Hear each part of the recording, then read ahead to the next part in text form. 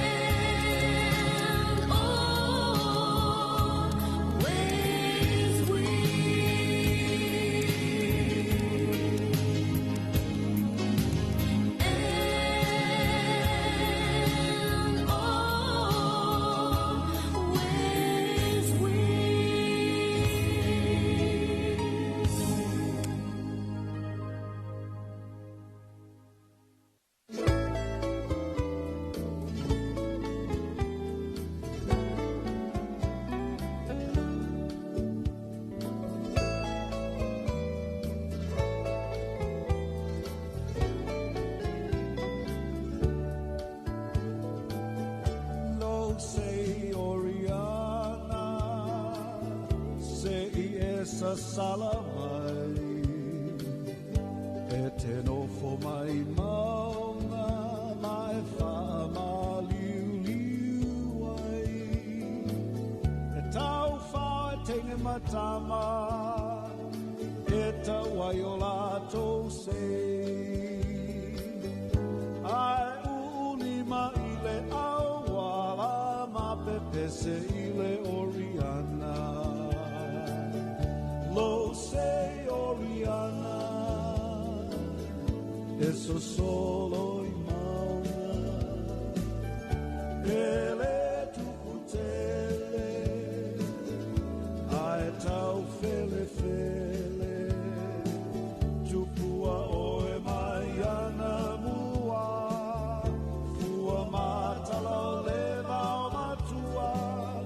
sa te wai o Samoana lo sei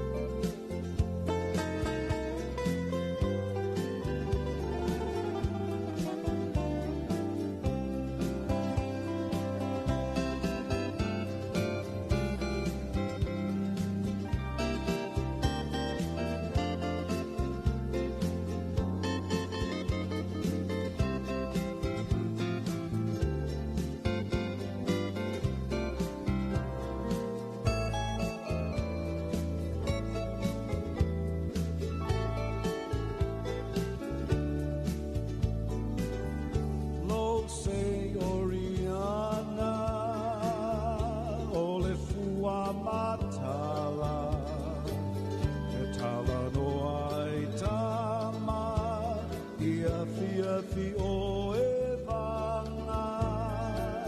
sui ula fe filoi sei tu fa sasa sa vali vali ile masina ma pepe se ile oriana lo sei oriana eso solo i mauna ele tu putele ai tau fele fele tu pua oe mai ana mua fua matala leva o matua sa te wai o Samoana lo sei oriana lo sei oriana eso solo i mauna ele tu putele ai tau fele fele tu pua oe mai ana mua fua matala leva matua sa te wai o Samoana i lo sei oriana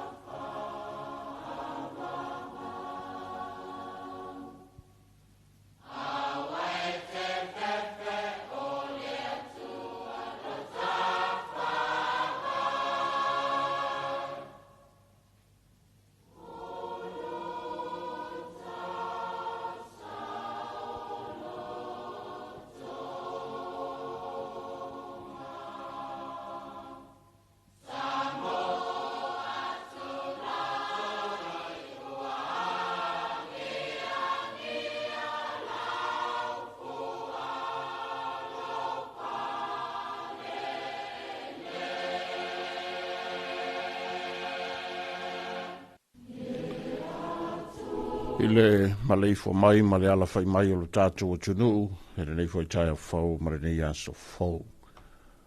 O le tātou taulanga whaafutai le tua o saunia, ma o le ateitei ai fo i tātou e la naos taulanga, whara moe ai seu Raymond Beetham, o le kalesia, ane li kana i le fifi.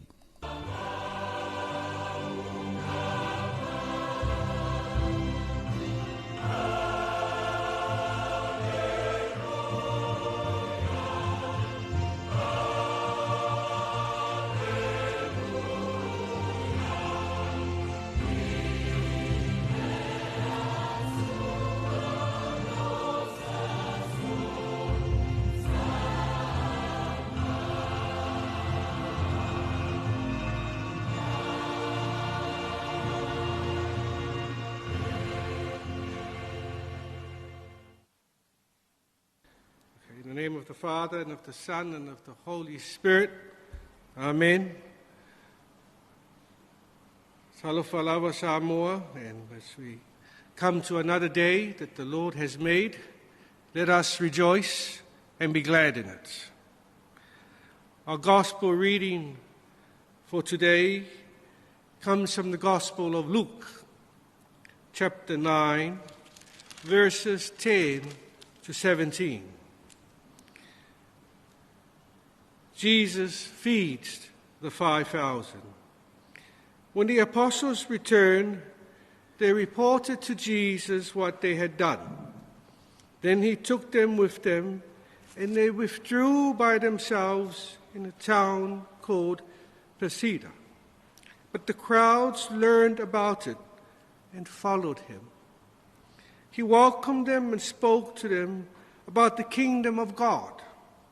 and healed those who needed healing. Late in the afternoon, the 12 came to him and said, "Send the crowd away so they can go to the surrounding villages and countryside and find food and lodging, because we are in a remote place here." And Jesus replied to them, "You give them something to eat." Then the disciples answered, "We have only 5 loaves of bread and 2 fish.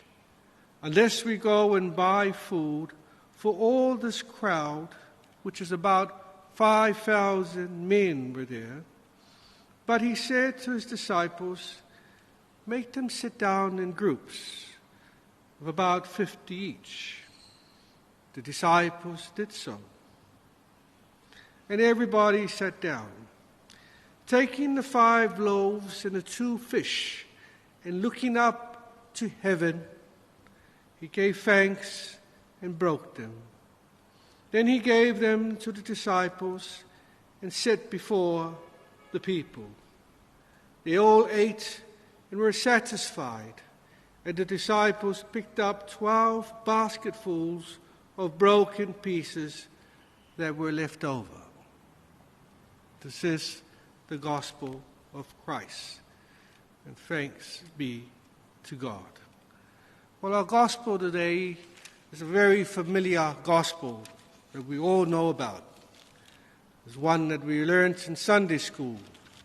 about how Jesus fed 5,000 people to two fish and 5 loaves of bread. This gospel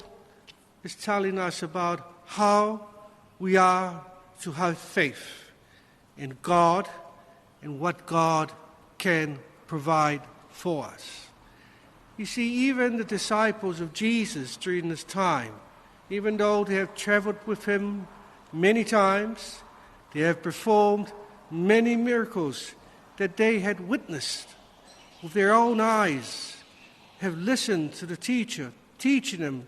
about the kingdom of God, and especially by having faith. As you know, the Gospels also speak about how even a faith small as a mustard seed, which can grow to a big tree that houses animals, the birds, and gives shelter from a mustard tree, which is one of the biggest trees that grows from a very small seed. He even says, if you have faith as small as a mustard seed, you could tell the mountains to jump, and the mountains will move. So here, Jesus was telling them, where is your faith, my people? Where is your faith, my disciples? All that I have done, all you have seen. And you still asked, where are we going to get the food to feed all these people? Wherever Jesus traveled, there was one thing that Jesus always had for his people, all people, was compassion. Compassion is different from pity. Sometimes when you pity, sometimes if it's used in the wrong context, it is something very negative. It's something like talking down. You know, you're talking down on them, but you do nothing. Whereas compassion, as Jesus does so many times in his journey on his 32 years of his ministry on earth, when he ever had compassion, he would always act on that compassion. And it is something for us to also do. Not only speak about the Bible, not only teach, not only preach, not only evangelize and say God is good, God is good, God is good, all the time, God is good. Jesus also asks us, well, if you are good, you say that we are good, then deeds without action does not make a good disciples. So our gospel today teaches us about faith, having faith. We all go through hard times in life. We all go through our challenges in work, in business, in churches, in villages, in your own family. But Jesus says to us, keep the faith. Pray with faith and with thanksgiving. Sometimes when we preach, when we pray, God may not answer our prayers straight away, but that is one of the virtues of the Holy Spirit, is patience. And sometimes God does not give us what we ask for because God knows better than what we know. And He may say, sorry, what you have prayed for may not be good for you, but I will provide something better for you. So that is what we mean by praying with faith, and we pray with thanksgiving, meaning we say to God, Lord, thank you for hearing my prayer. Thank you for taking the time to listen to my wants and my desires and my needs. But whatever you decide, my God, whatever is thy will, I shall always be thankful in my heart.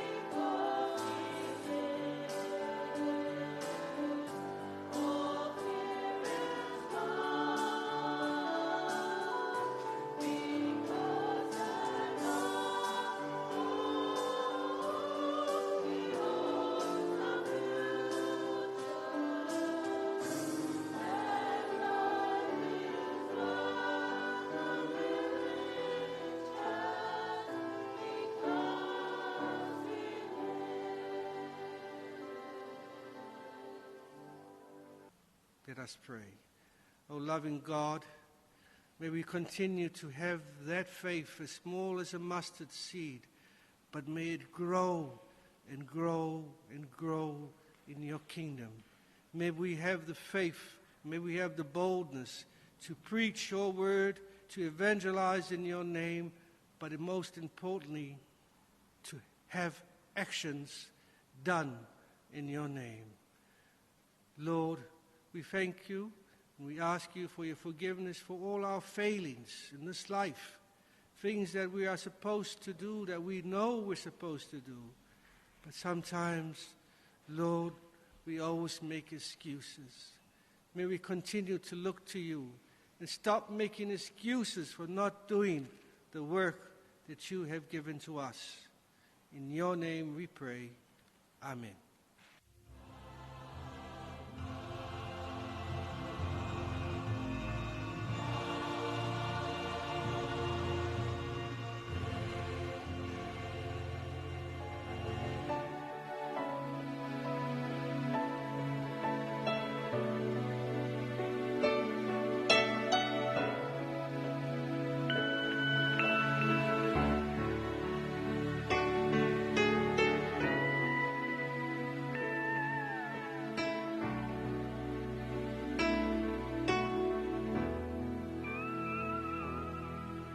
When peace like a river attendeth my way, when sorrows like sea billows roll,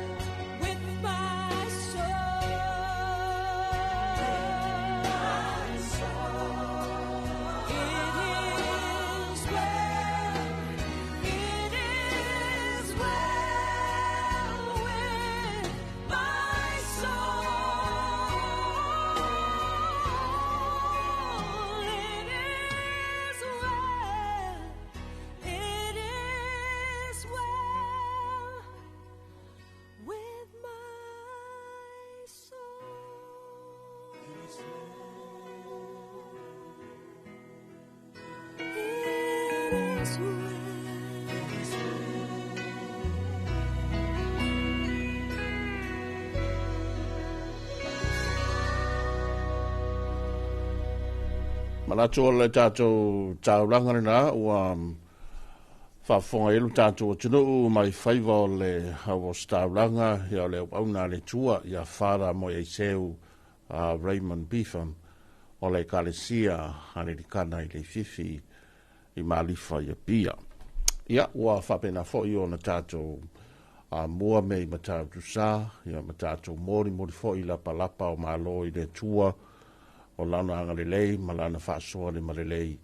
Ia ai ale whetalai mai o le anganga o le tua, ta wala i le upu fola,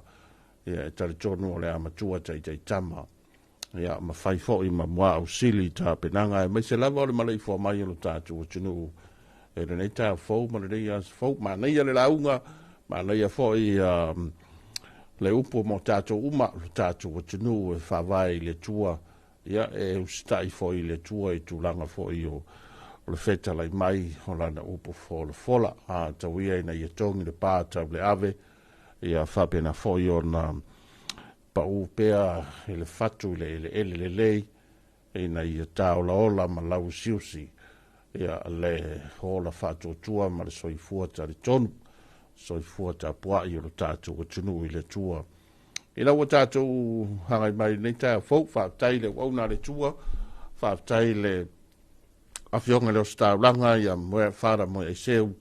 ia mo le tātou sauninga lotu, manuia tele, ia ngā luenga, whapea fwoi tiute, ho le a whenga i le so, manuia fwoi, ia le wala wina, ia ma le whenga i pēr, ma ngā luenga pa ia le li i le kāresia. Ai tatonu ua malei fo mai to tele hei foi nisi o lai awai sa ninga i malu ia male fa mo lava o masanelo tatu o tunu taimi fa penei o taimi o sa ni sa mo moleli ia ele ngata le awai ma ulfale nisi o malu ia e pat e foi le taulanga i nisi o kalesia ia ma dise foi o fata fai taulanga i lalo foi o le taita inga le inga sa le vi ia po le hau whai ngā ruenga te tofe le tua i so se fata whai taulanga. Ia e wabea fo i le te talo le tangata lava ia, le te talo le leoa sa moa i le tuba e maota malawa,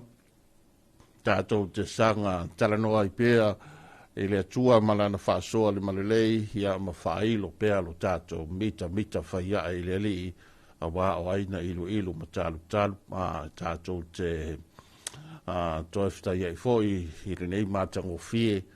ia malona matautia e le ngata o le soifua ma le ola ma le malosi wa maua ia ai le nei tai o fou wa mori mai wa umare nafi utua na i foi le pongi sa ta oto foi to fanga malolonga i le pōna pōsi o tātou utinu ia o le nei wa tātou wa le whai le tawhawata ma le malama mai se o le pupula o le nei foi tai o manuia te aore nei o la so falaile la so was fono nei o le masina o se tema ai va talo fatu ma hofo lo fatu le tuai pide nganga le ava tele le ngata o tai tai o le tunu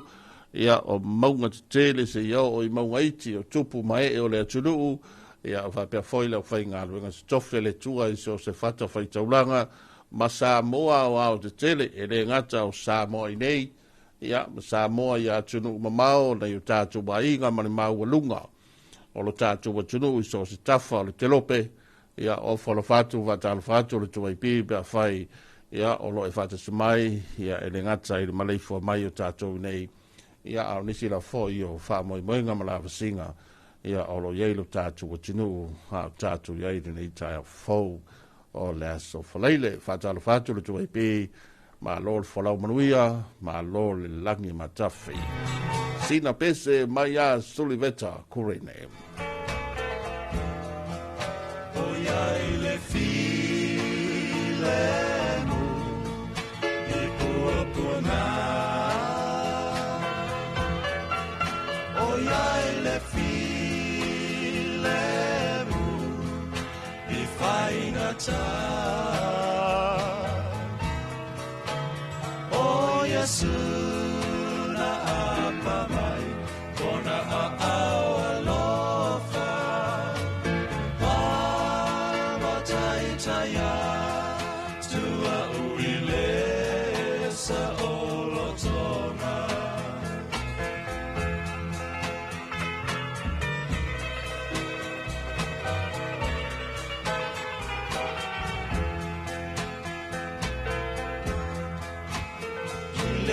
rangi uatu I pua-puanga Male tele mai o whaingata O Yesu na apa mai o na alofa Amataitaya tua urile sa olotonga O iai le filemu I pua-puanga O iai le filemu I whaingata O Yesu na apa mai o na alofa Amataitaya tua uile sa olotonga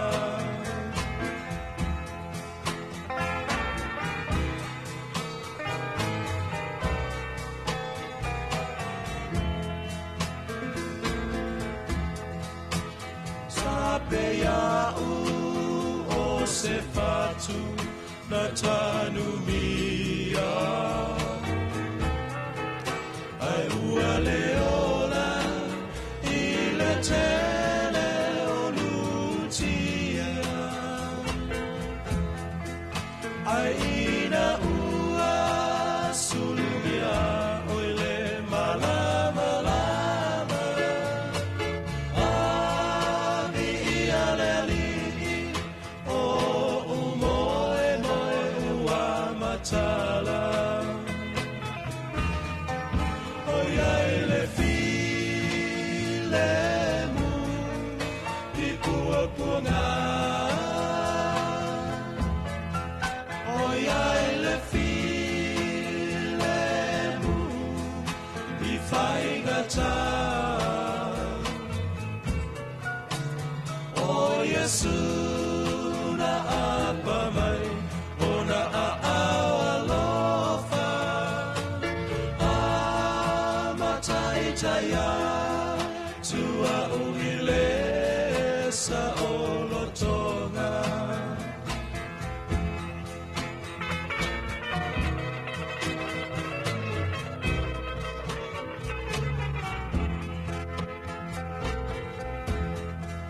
Ioe e moniolo o taola I pua-puanga Ai ole oli sana e tupu pea Awane I o tapopole I batani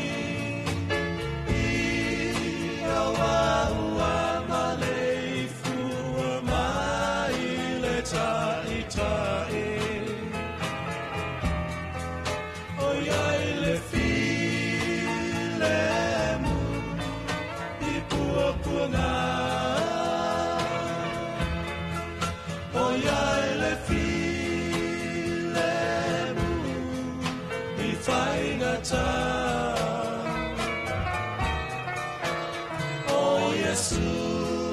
na apa mai o na alofa Amataitaya tua uile sa olotonga O Yesu na apa mai o na alofa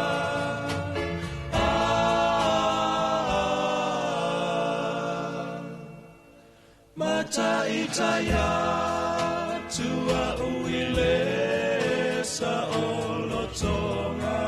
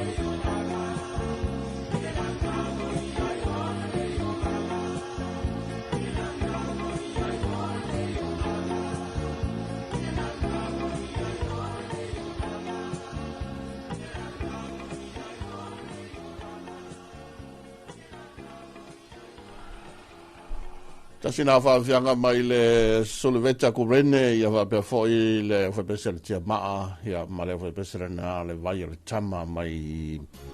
e le whiaonga mai le ia o nisira foi o besbesenga tu foi le whaleanganga ina ua mai ale tātou lotu mai ale tātou sauninga ia ua whaleo foi le nganga whamalo tele ma le nganga whaavitai le o staulanga pea whai o le whatua e maua mai Fātas mai e tātou whāsalaunga tātou telefoi ia tūlanga lātou o pespesenga whalenganga ia ole nei taimi tātou te talo ai pēa ia wai ei nisi maufoi le tangata e pese i e ngata e kalo ko e pese ia e pe i foi la le nganga na ia o pespesenga whalenganga e talo ai foi lo tātou o tunu ia mapsosoan foi nei taimi ia o taimi masani e tāpua i elo tātou o tunu i le tua ina o tātou mōri mawina foi lo nā ngarilei ia ma whaaftai e ilo na whaatasi mai o lana foai ia o whamanu i anga tele o kalasia o leo loa loo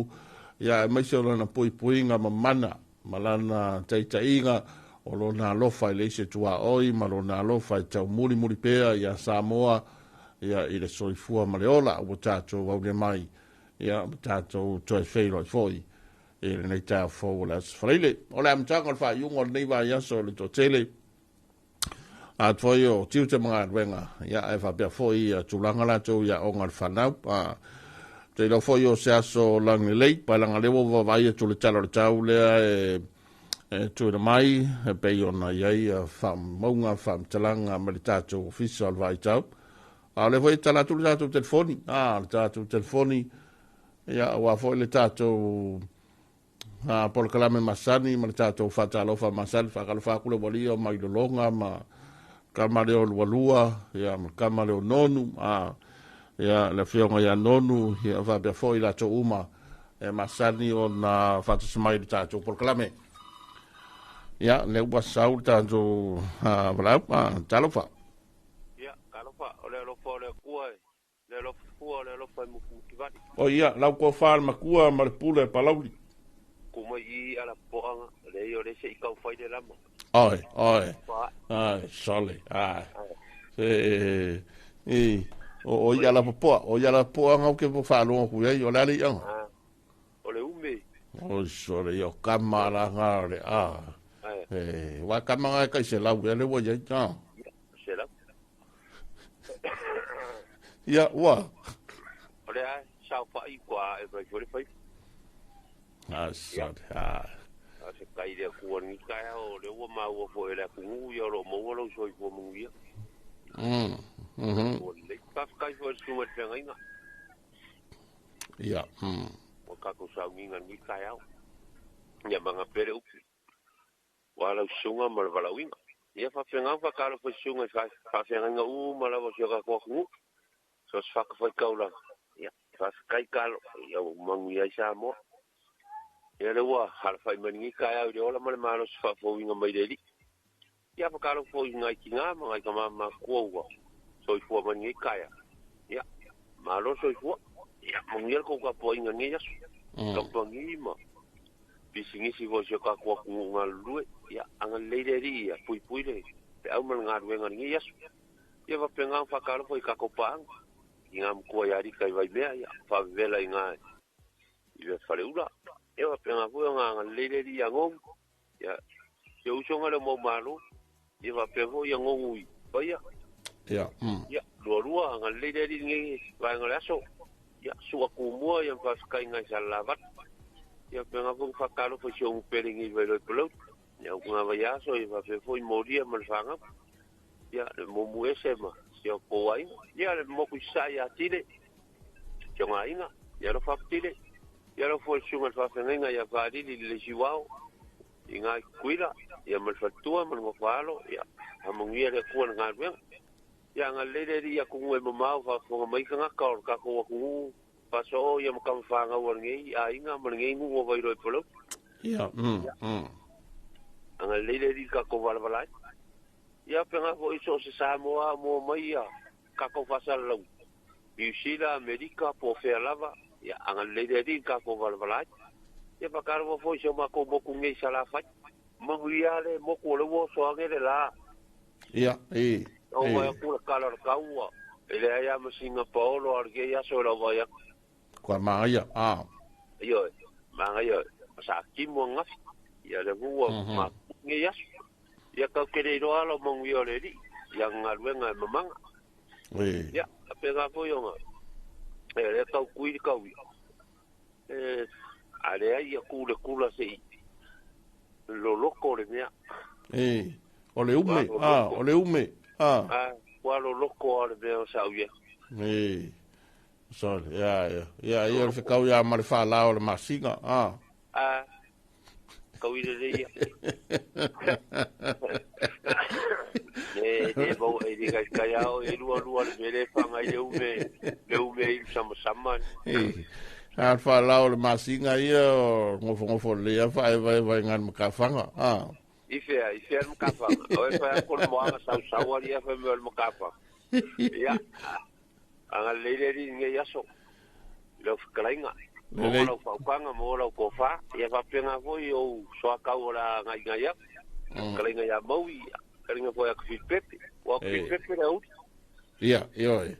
Kala waanga ngā lea ngai mai le uti,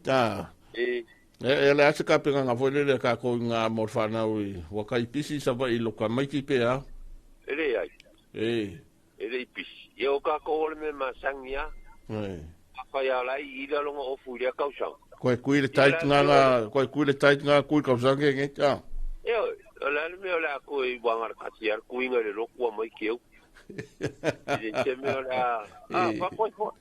Wa sa o upu o workau siri wa kinga ngai dia king. Ia ngā,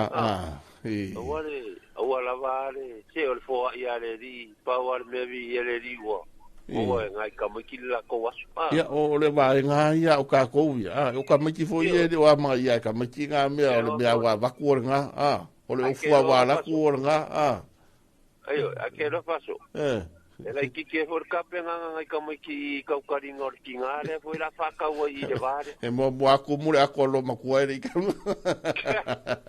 Foi ngai e le uku, o ruki. Ia, o kama ngai. E foi o le vare. Ia,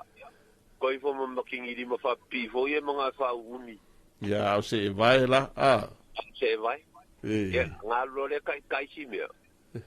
Foi le wherang kauro. Ofo kausanga ke ngi, ofo kausanga ke ngi na ofo koe, Wa si dai. Ia, alo whaku ngei, vai ngole aso ngai whanga uma, ori whare mai, ngai wha mai, ia, anga leire ri. Ele. Ia, kou maua se aso whiwhia. Ia, ui ale mo, lesi me vare kou. Ia. Ia. Ia, me siri ngā e manguia mai tātou nā isawai, te lau foi la pisile, hanga ia tur whai ungo lewa ia so marilok. Ia, alo whaku foi, manguia ngā ruenga uso. Ia, whairoi pēr, manuia nei aso. Ia, wha. Talai ngā matua, talai ngā ia mai lolonga i nā i vai loa i palauli, i oe, ka lauso mai sa la whai so i fua manuia, tālofa. Tālofa. Ia, sa i fua manuia e rau pio mai fua karai. O ia, o mai ka maki a anga. Ia, o whakaru pa masangi lawa. Kupu mai, e ora nguk. Au ongo ko kofi eri. Ia, whakaru whaku fo i kako paanga. Whakaru whaku fo i iskamanga kwa umaku. Ko mekiru o mea mai. Ia, Mai mau aku whai mai kwa eri whaiwa. ka māloa karangoa i le ume sole. Karangoa i le ume le asfalai le ko inga. O ngau karangoa i le ume wanga kere i roa whanga se ui. Aka rongo kako i eri karangoa ama. Pea o kapa mo i fo inga. E maka ia le aru whakarikari whaiwa. E o la hui wa kopi me asko i ngolua rua. Mai o e ka oko ia ngara kua eri leo ngonge hungar maka whanga wai ma whanga whanga. Iong ka oko ere ke o mea ka maki ho ngare o whai ka alonga leo ngonge mkilkilo kai tuka ia e mai whaiwa ko inga malo ma ku. Se ilonga e whake pare wali e lau whasao ngale inga kaita. Te pai aku ka fefe ai o mai ngā kai I rongo wingai o mai wha o so o wha pe o wha pai su. Ia ngā sala ila I o au le kuai o ko he ma. Ma lo le sua, ma lo le wha soa. Ia. Anga le rei aku le kuai fufuanga fo I mala wasingon ngai aso. Ia. Alo whakere aku lava mai, ia me se ngai o kako pa anga umalawa o lo whapenga o ngā whakongonga mai si o kako o kalami. Ia, ai me se fo ia. Sko ing makua ia ngongu, ia marka mai ngongu. Kira ngonga voi ai hoi ua.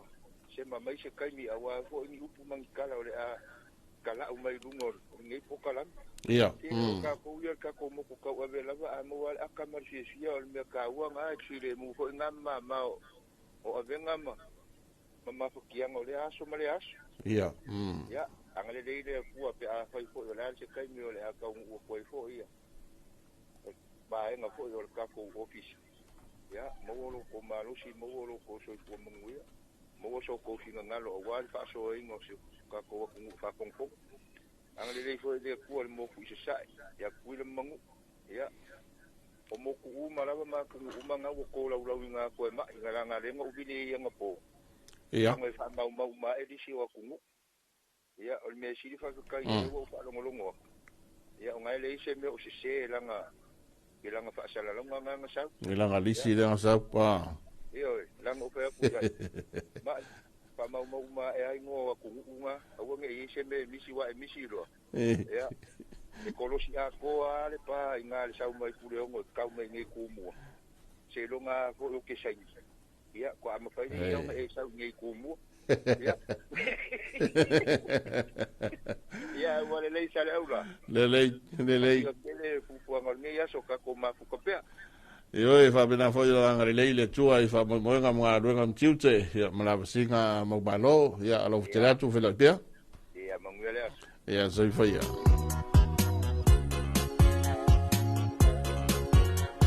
Tasi o to mai ana taringa ya mau malo mai le fianga o fale asiu.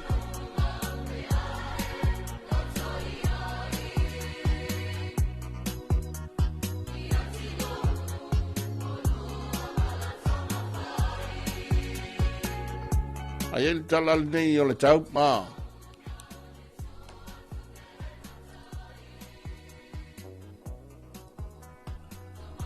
Vai ngau bole tunu ile so e ofitia se vai ngona langi ao va be foi na timu e ono yai va be foi wila ma fai tili vai na morulunga ile wauli va be foi ona feo lolo le mamafa e po ona timu ile so o la sto na ito e ole ato ulu va so na timu Ola taimi le tai, ola pele tai le taminei, len pele tai le tasi minute te le tolu le vavernei. Mai toi te I mai le tai le toi se full 5 minute le iva le tai nei.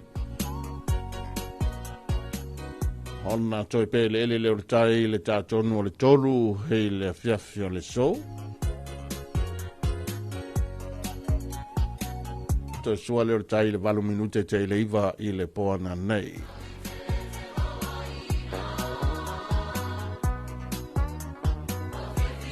Ia, o le tātou whamtalanga la tamaini na le na pasi mai l'official vai tau I le tau le lima I le tau nei. Ia, whape foi o na tulimata I ai foi maturi loa I na aita benanga umalu tātou o tunu le nei aso fleile whasolotu foi le aso atai au. Ia, ai ole na, baba yeto se aso lang ni lei, le pei foi o anafi te le ai na tu paolo, tolu foi ina I teimi e whai mama ulu na I timu, ia stu lang le tele pe a whai mama ulu na I timu. Ia, ole ta wana o le tātou te iei nei Samoa, e whai ma o le teimu o la, o le teimi o pa u le timu. Ia, o le teimi foi o wha malu e isi teimi e umale aso e le lai le timu e ma nei el paolo, fa popola ye malengiangi le tua loa ma le savili oka se maria ya o folinga le ya so falile le ya tu le fiafana nei por poana nei ya ngai fo ile fa yunga le vai so ya pe yo na ye il fam telanga na lata mai le official vai tau Fela foi ma tuira mai wa le stalo le tau e tau na tuira mai le official vai tau le afas fumatasi e le taio nei.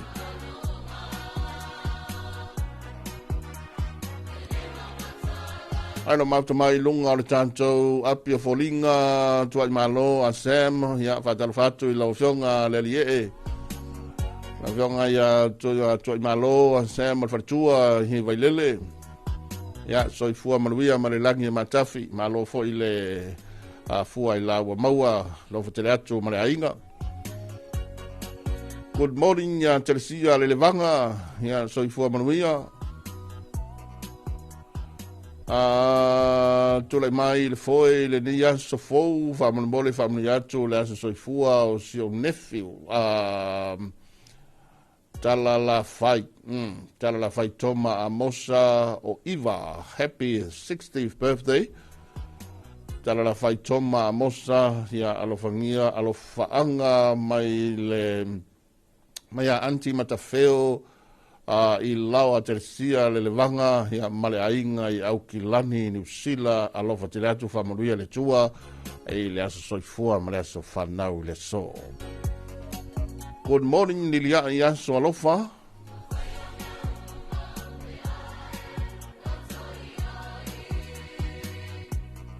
Ia ona fau mata ona tapena pena lu tatu o tunu le tatu ye li toya so nga wenga ma onga fana we mai le malo ya fa be fo yo na telefo fuanga na to le tatu o tunu ya pa ona tatu tala no nei me o aso fa leile ma o se malu ta ya mo fo ise tu langa le fai mali ya ma tau fu ya fu fuanga tau fa televave tau fa na tinati ya awa fo le tuli lo ino le taimi ma ta nga wenga ma onga fana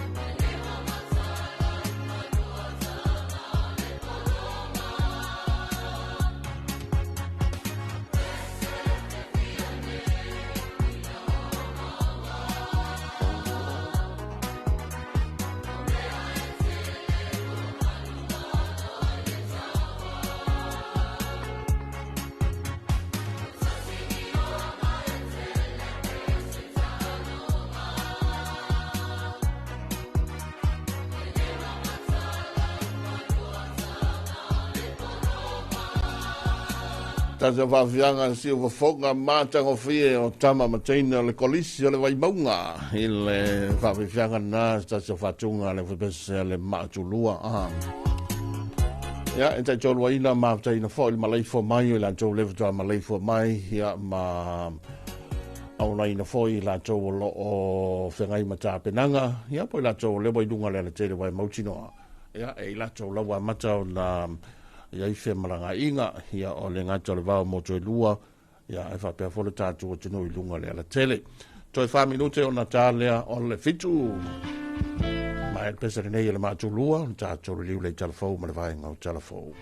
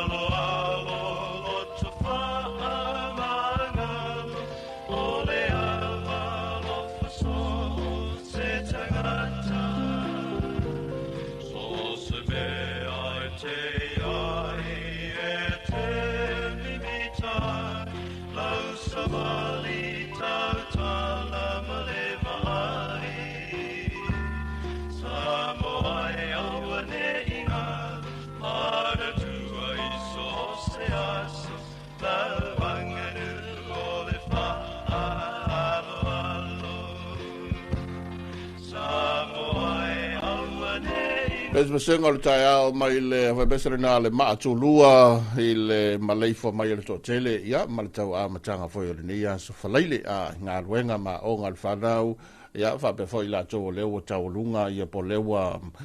manava la tau sa ngā rua mai po an po ma le fia nafi po an po se yo mai nei taimi tele ngā ruenga tele fo ia la singa e fa awa pe ani so ngā ruenga le mawhai ona tua ia mai manatu ia le wala taina manava e la tau sa ngā rua mai le po an po o leo batala fitu o se mai ala whaafonga ia tātou talafou sa nia ma le fo inatu e le sunga ia mai tawaina i sako.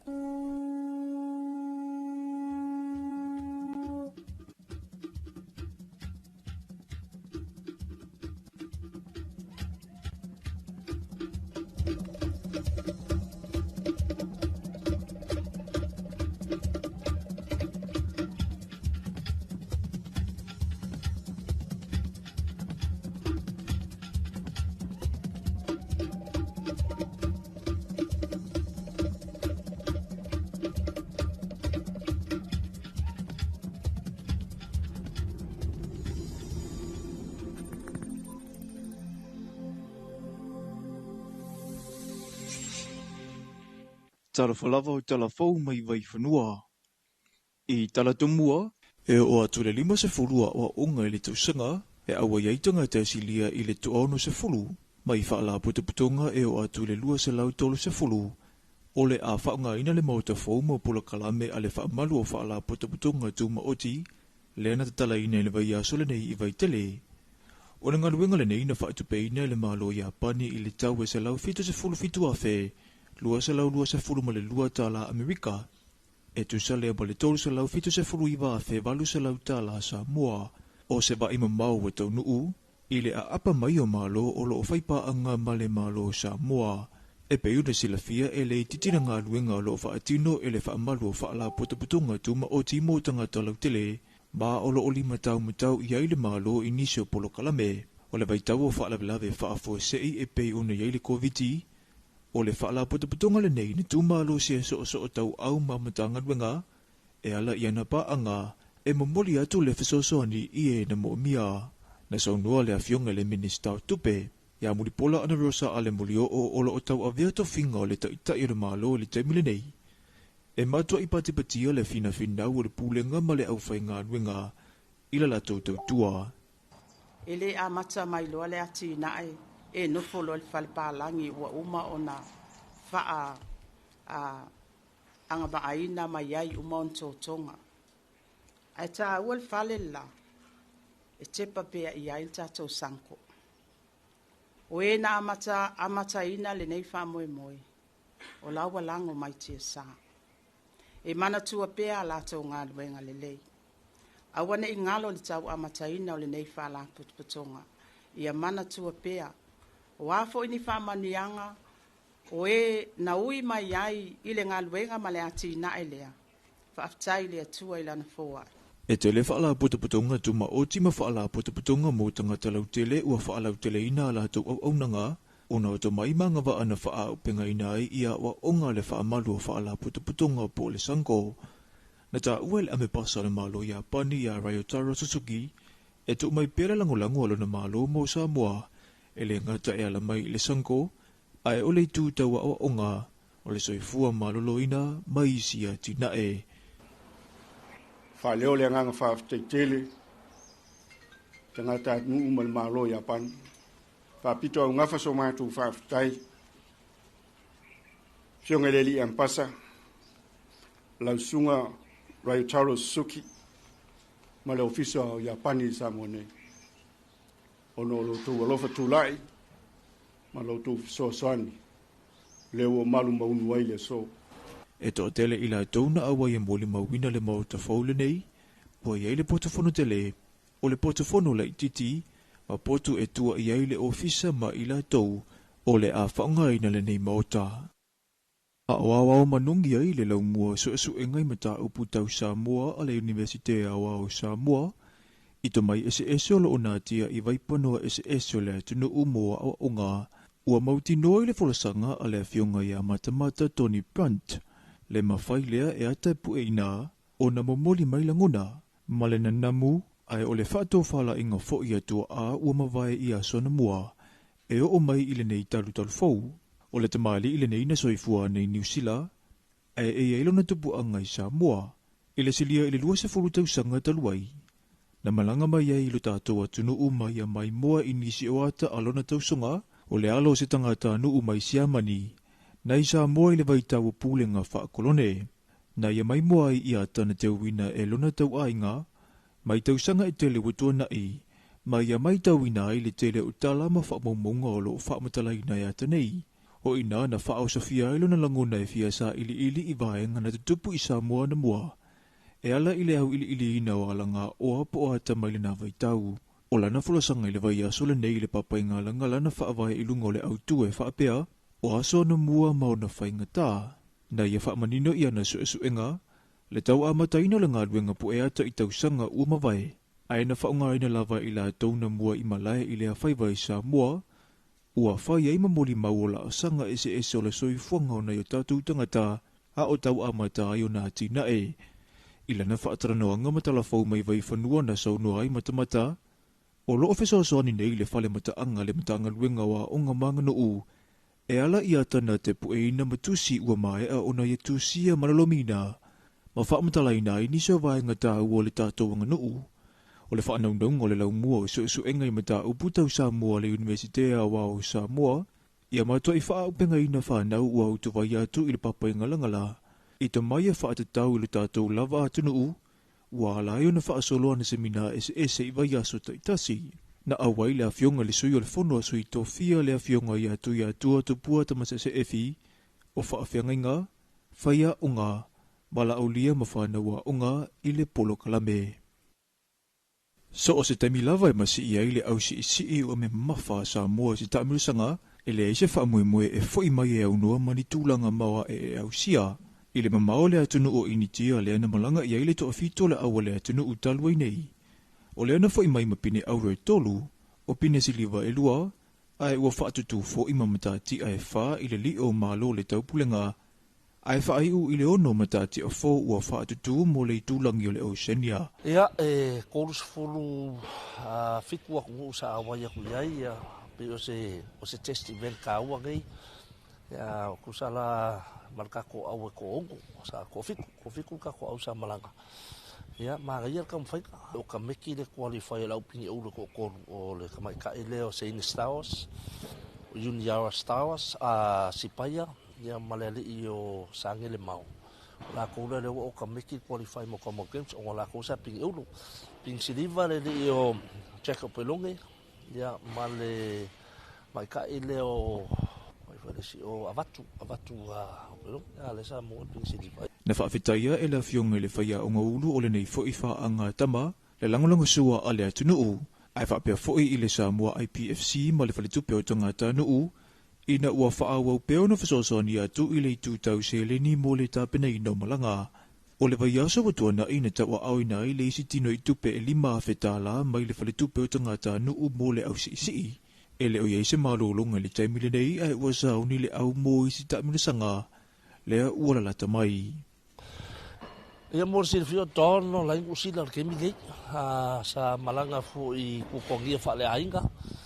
Ia o le ka dia msalo alo se ke mi ngi ka sanga ko fo me le sa failanga malolonga. Sisi le mo le wo ko ka pengal ka ko au mo le Australian International Cup e fa yangila ia le amaka November. Ia le ngaka lea o le mau training camp o nga molo le koe pomala e o le wa ingele fa mau ku ngele Oceania weightlifting institute ia o training camp uma le kulangi ngai ele fai ngua fie to le ninga ai mai se le fa tolu pe fa lua foi ona faia i le aso ai o le tamo fai lava i le mesili tu fa atasi mo le fa mauni le ua tangia i tapinanga o lo fa nga solo le taiminei i tuana i mato.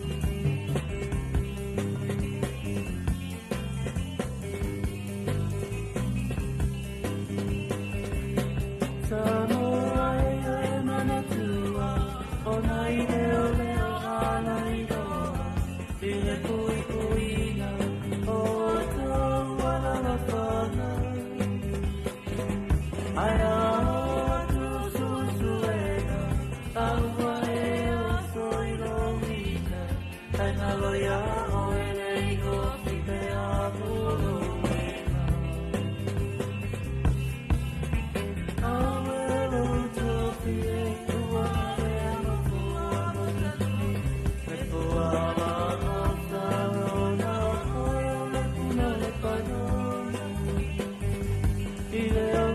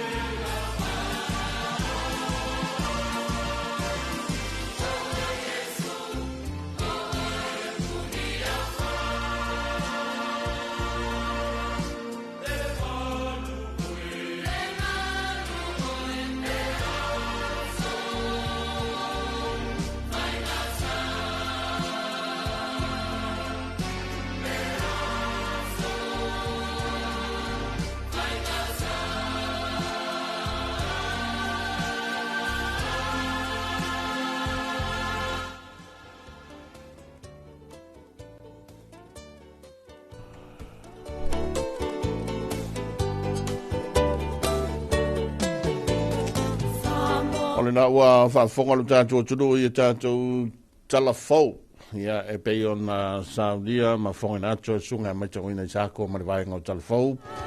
E toi whaafonga i le tātou vaenga o talafou pe a tāle walu. Hau tai masaniana o talafou o tāle fitu ma le tāle walu.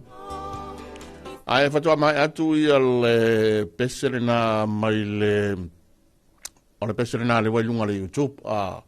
whatua lua aso talu o na pue ia matu fatasia. O le pesere le asesi mai o le aonga lea stasio vaenga o le kolisio po le aonga lea manurewa i New Zealand. Lea lana ngai mai ma tali ai foi le utalvou le whakasa loi mata o paula.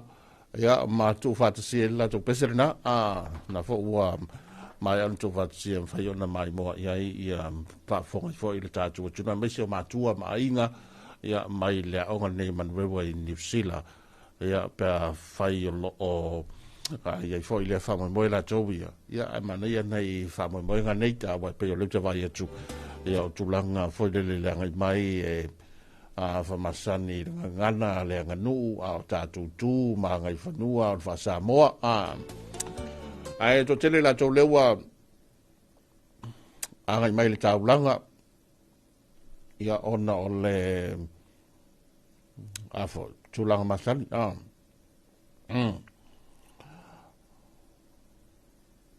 ele ngata o ngā luenga ia ai whabea fōi a o ngā whanau pa bea fōi toi whatalo whatu ia mwhamalo atu ia ma toi whawhelo i atu lu tātu o tunu ma lo le usu lu tō tele ia ele whaingofia fōi ia leu tātu nei asa whalaile e la fōi la sa muri la tō lu tō tele ngā luenga whabea fōi ia nei whanau ia o ngā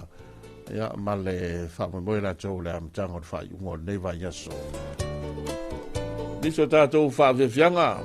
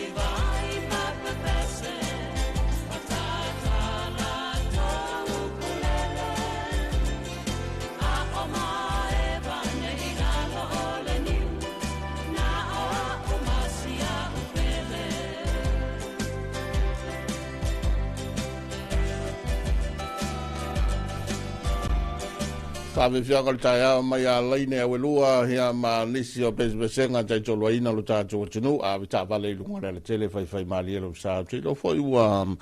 anto tele la tō leo tau no mai le tau langa a hone no fuanga tele la tomu ia ma tapu vai tasi e le atina e le tunu e le ngata o ngā luenga le malo a whapea fo i a pesi nisi o company hia ma vaenga ese nai whanau ia onga ia wai pei de la fue le pisi la towi o tulanga i pulea onga o sia onga o fai onga ia ma la towi o pitola au ia talu ona a tau fa tele vave ia le tulanga la towa onga o no le sa poloka ina i te before ia talu ile ua le ngamu ai fa talo fatu fa malo atu ia o fo le ua matanga wenga ia o tulanga masani o le ia so falaile tele fa mai le se pupu le so falaile ai fa mai de mawalesi le ai o lo was falaile o se aso mi keli la ngole aso ni ke usu mai fo ko walu fale kai au fa talo fatu ia mai do longa ia malva enga le na mafto mai town nei tato fa talo fa me se fo il taringa fo ia mau malo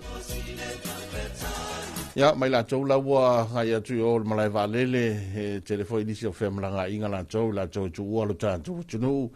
nga ya tu no mau ya mai la tau lenga nga mai ya le palota nga mai le fo i fatu tonga o disi la fatu to fo ya ma ya telefoni nga malanga ya va pe fo lo tanto tunu mai nga ia o le fatua taunu mai fatua to ai fanua ia leisi to tele ia tono le malanga mai ia o tele o niso fa moi nga le atu nu fai fa lave ne foi la wa sia si mai de to tele ia o niso vai nga fa pena e fo le malanga le maliu maleoti o sa fai ia o fai poiponga fa lenga o niso malu le mo mawina ia e niso malu le fatua to tu ilalo ia ono nga wenga fa mo nga nisi e kalesia ia maltele la fo yo lo tatu tunu au te baba ia tu le a foi tale a falta longa le neti polo ia le awata mai tai o Gibraltar le ta aloita to ma tonga la los fulvalo ile los fultolo tonga ia ta lucia wai pe yo lewo o tatou le au le tamaita i le talonga le a foi a le World Cup a vaenga le tamaita i neti polo a le la su e tatou le tulanga se fultasi fuluas fultol ia talusi o le fanga solo le talonga le a ma tonga i la o tau vava ai atu ia a alfa yungo le vaenga solo tatou talonga manu Samoa ma le o Chile talonga le fai o Chile e se tau o le vala lea ma le talonga lea a wa lewa tatou misi le tatou manu Samoa ia wha manu yanga foi e sa tatou tau wā i tono le ipo le Pasifika le nasa i mai atu nei le nao mai e ma Japani ma Kanata ma USA ia tatou le maua ia avanoa na i tolu balanga le wa o sa whangatu ai tonga o Kanata ia ma le awa USA e avanoa na sa tau sinio ai tono lipo le Pasifika leo wa mai atu malolo matalonga le tatou manu Samoa e le tamusanga na lipo le Pasifika le ala ua whaase e atu tatou le tamusanga le Pacific North America sao leo ka online meo le awai ei la ma le tunu leo Chile le tusa le tamusanga le tulangi leo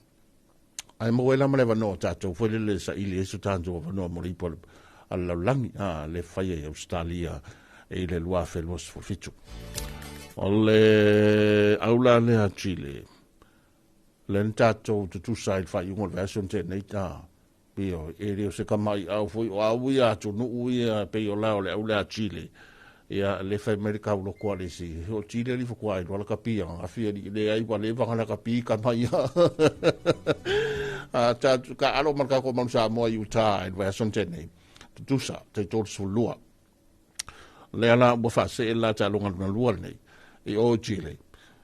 o le au be malo o le mo wala nga ticket e alua e le pula le lo la tam sanga ri pola la man mi ala ta to i ia wa sa fangalo ta tol man sa mo le ta sanga tele le po le lang ya a fai ai le manuia ona ta to fa tali le i le si ta mi sanga i tasi le toi o ta mi sanga na tasi fa ya november e fa ya november i fea i o i le tua lapi tu pai ia ole na le to vai toi le fail jam o ila le ka aloi kama foi e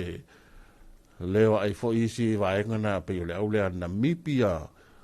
o ai sia tunu ule se kau kilo poi si tunu ula ye ngar jam sangana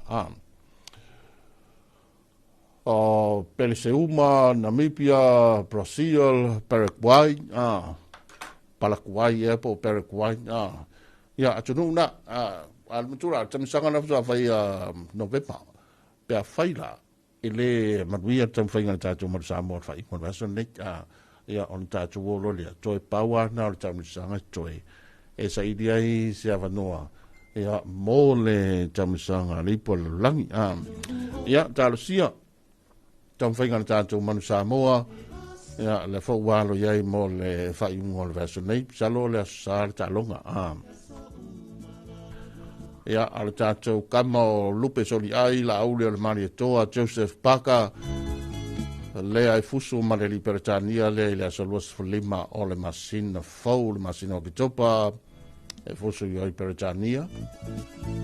ia ma le tala le tawa vai te le tangata o la ue malo ia o le fase e tulo e lui ia le tau fat singa o champigno le langi o lo umia le Leo Yusek mai le tunu o Ukraine. Ia, ona i tala o talonga o mai so tele i lunga fwoi o penga tawha i langi. Ia, mali wha moe wausu le so tele, fai maalia ro taiao, sau maalu taiao, sau i puti. Ia, ma le tātou whenga sola i fwoi lunga le tele, ia, tūri lo pēr sau ngā le mua le tātou o tunu.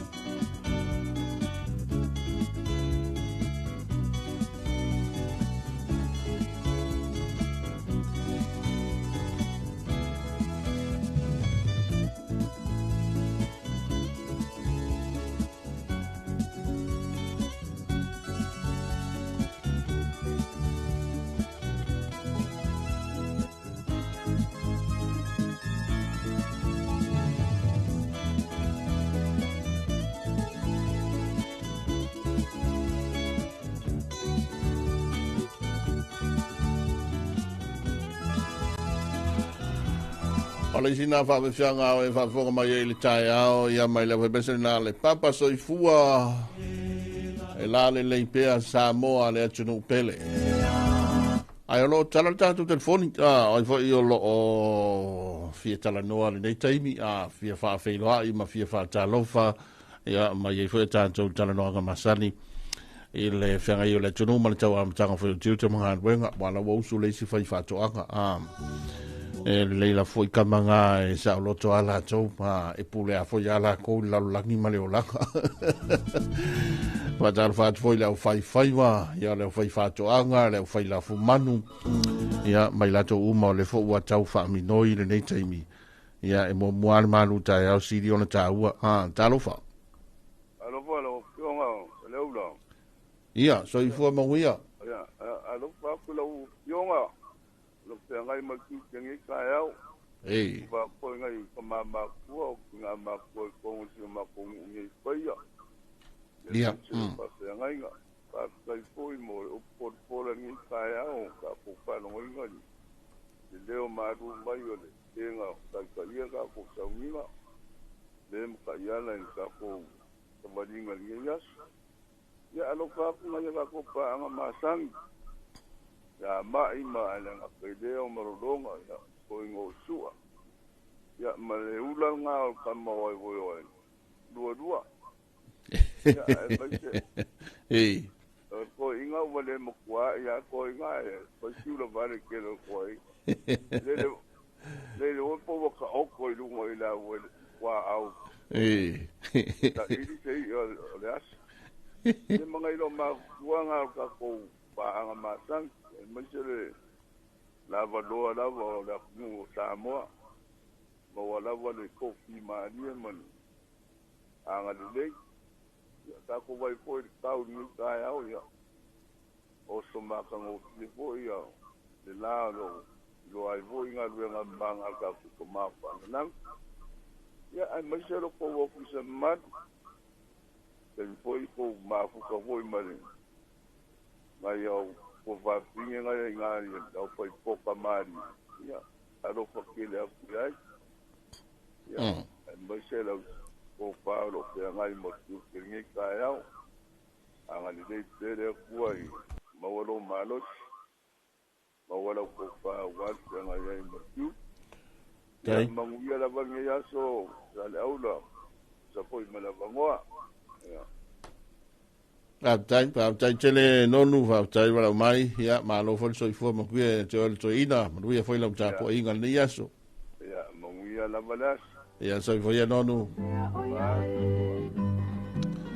ya na tasio tama tu or tanto por galame ya la fo ya nonu na le fo ngo pai al motele sala fai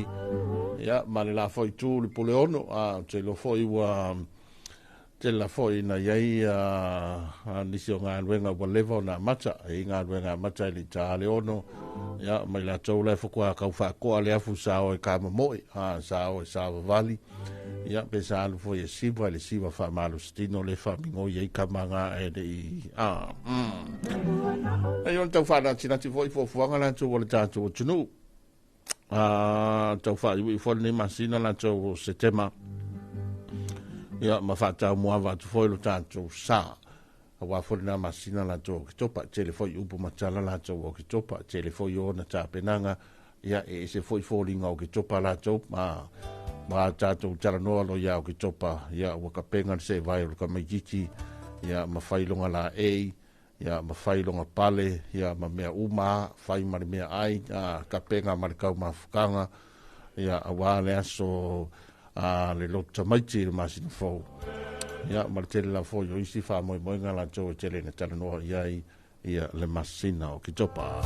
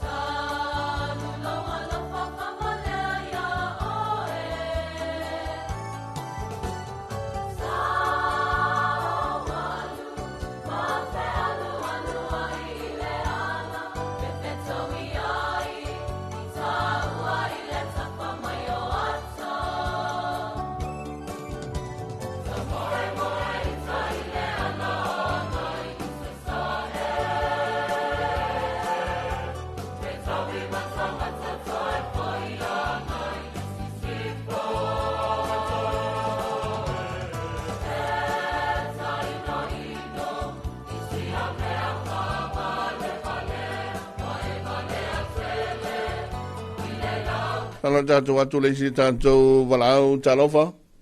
Ya, mana tu semua lewat. 5. Oh. Ya, wah mereka aku savai le foi foi mai atu to le fengo ya dolu nai pai ya. Ai ya, aku lom. Eh. Kau video lau kala pai ya le. Kalau long aku ngol lainga. Ya, le yo ko la ma ko le wa la ma ko ni inga o le wa pisi foi. Ah. Ya, ya ke ko pisi wa maka kapenga lo kamai. Ioi. Mà luôn câu luôn và cái bây giờ tung một chiếu kiện cái phố. Bài phá luôn và cứ cho lên mà bao anh em ngồi các cô mang qua. Iya, kalau siap baru depende sta longa le fai ngol verso. Ya, awalnya kau pacar. Yo, le foto vai tu mai al talo ngal tatu ne polo le malo sa mo ya tonga o nos fulu al fast fulu no tonga. Ya malo tama ta yo le tunu. Yo ka ku we ngol malo le al malo fa kamari ko kau pai moris king. Yo ya tu pa ko ni ka fai, le fo so ai ngol ka yau. Ya, ole na au ye ko ngol ngi ya so ya lo mangi la va sa fai. Ya, mo ya ko fa ngai ka ko pa nga uma me se fo ko ngai ngonga nga kalau ngomai ngai pai ya aro pa ko ya ngong ya ai me ko ris ka ko ngong ya wa pe ang pa yaku o ke nei ro po yo la woni ngai makua po ris ngong ya wa ke ko ya wa ya ka we ya wa ro ba ngo po sengi ma sale au la ya nonu al tama matua na ngai pai ya le ko ma ya ku nga ya pela ka karangolo ingongu ye ka ke fa ka ke anga ia ri ngongu ai nga ri ngongu le ia pe anga ya ka mai mo malo ka karangolo nga ye fa ya ke de ya pai mo malo ya ole mang ya lu o ke ru ku ka ya fo le ka su ngi makale ya lu apo ela o ke ro ye po ma ke ki po fa ka le wala ye makale ni ka ya yo wa pai ba ko inga ro fai po le se nga me fai nga kama krai nga ro ke le vol palolo ya ro wa le vola kal palolo ke le vol palolo ya ro e va pe ala ke le ku yo e va pe ala ke le ku ai na ka ni se uso ro alo ke le ko ka ko pa nga uma yo la ku ko pa nga umbo fa lo mai wona ka o swa pa ka ko krimi ya au mangu mo pa sa fa ngai mo fo mangu me uma kiuke me fo yo bo fuanga ngai yaso ya o franga ngai ba ku ngai sa ya olima ya to fa kele ku mo ele uso mo kiuke mangu kiuke ngai yaso tai ni ma mai lo futela tu ta to fe lo pea ni te nga wenga le fenga yai ya sai foi leu sa fali mai na le fanga o sasa ai mo tele sala fai pa tala fatu ya lita i ve mea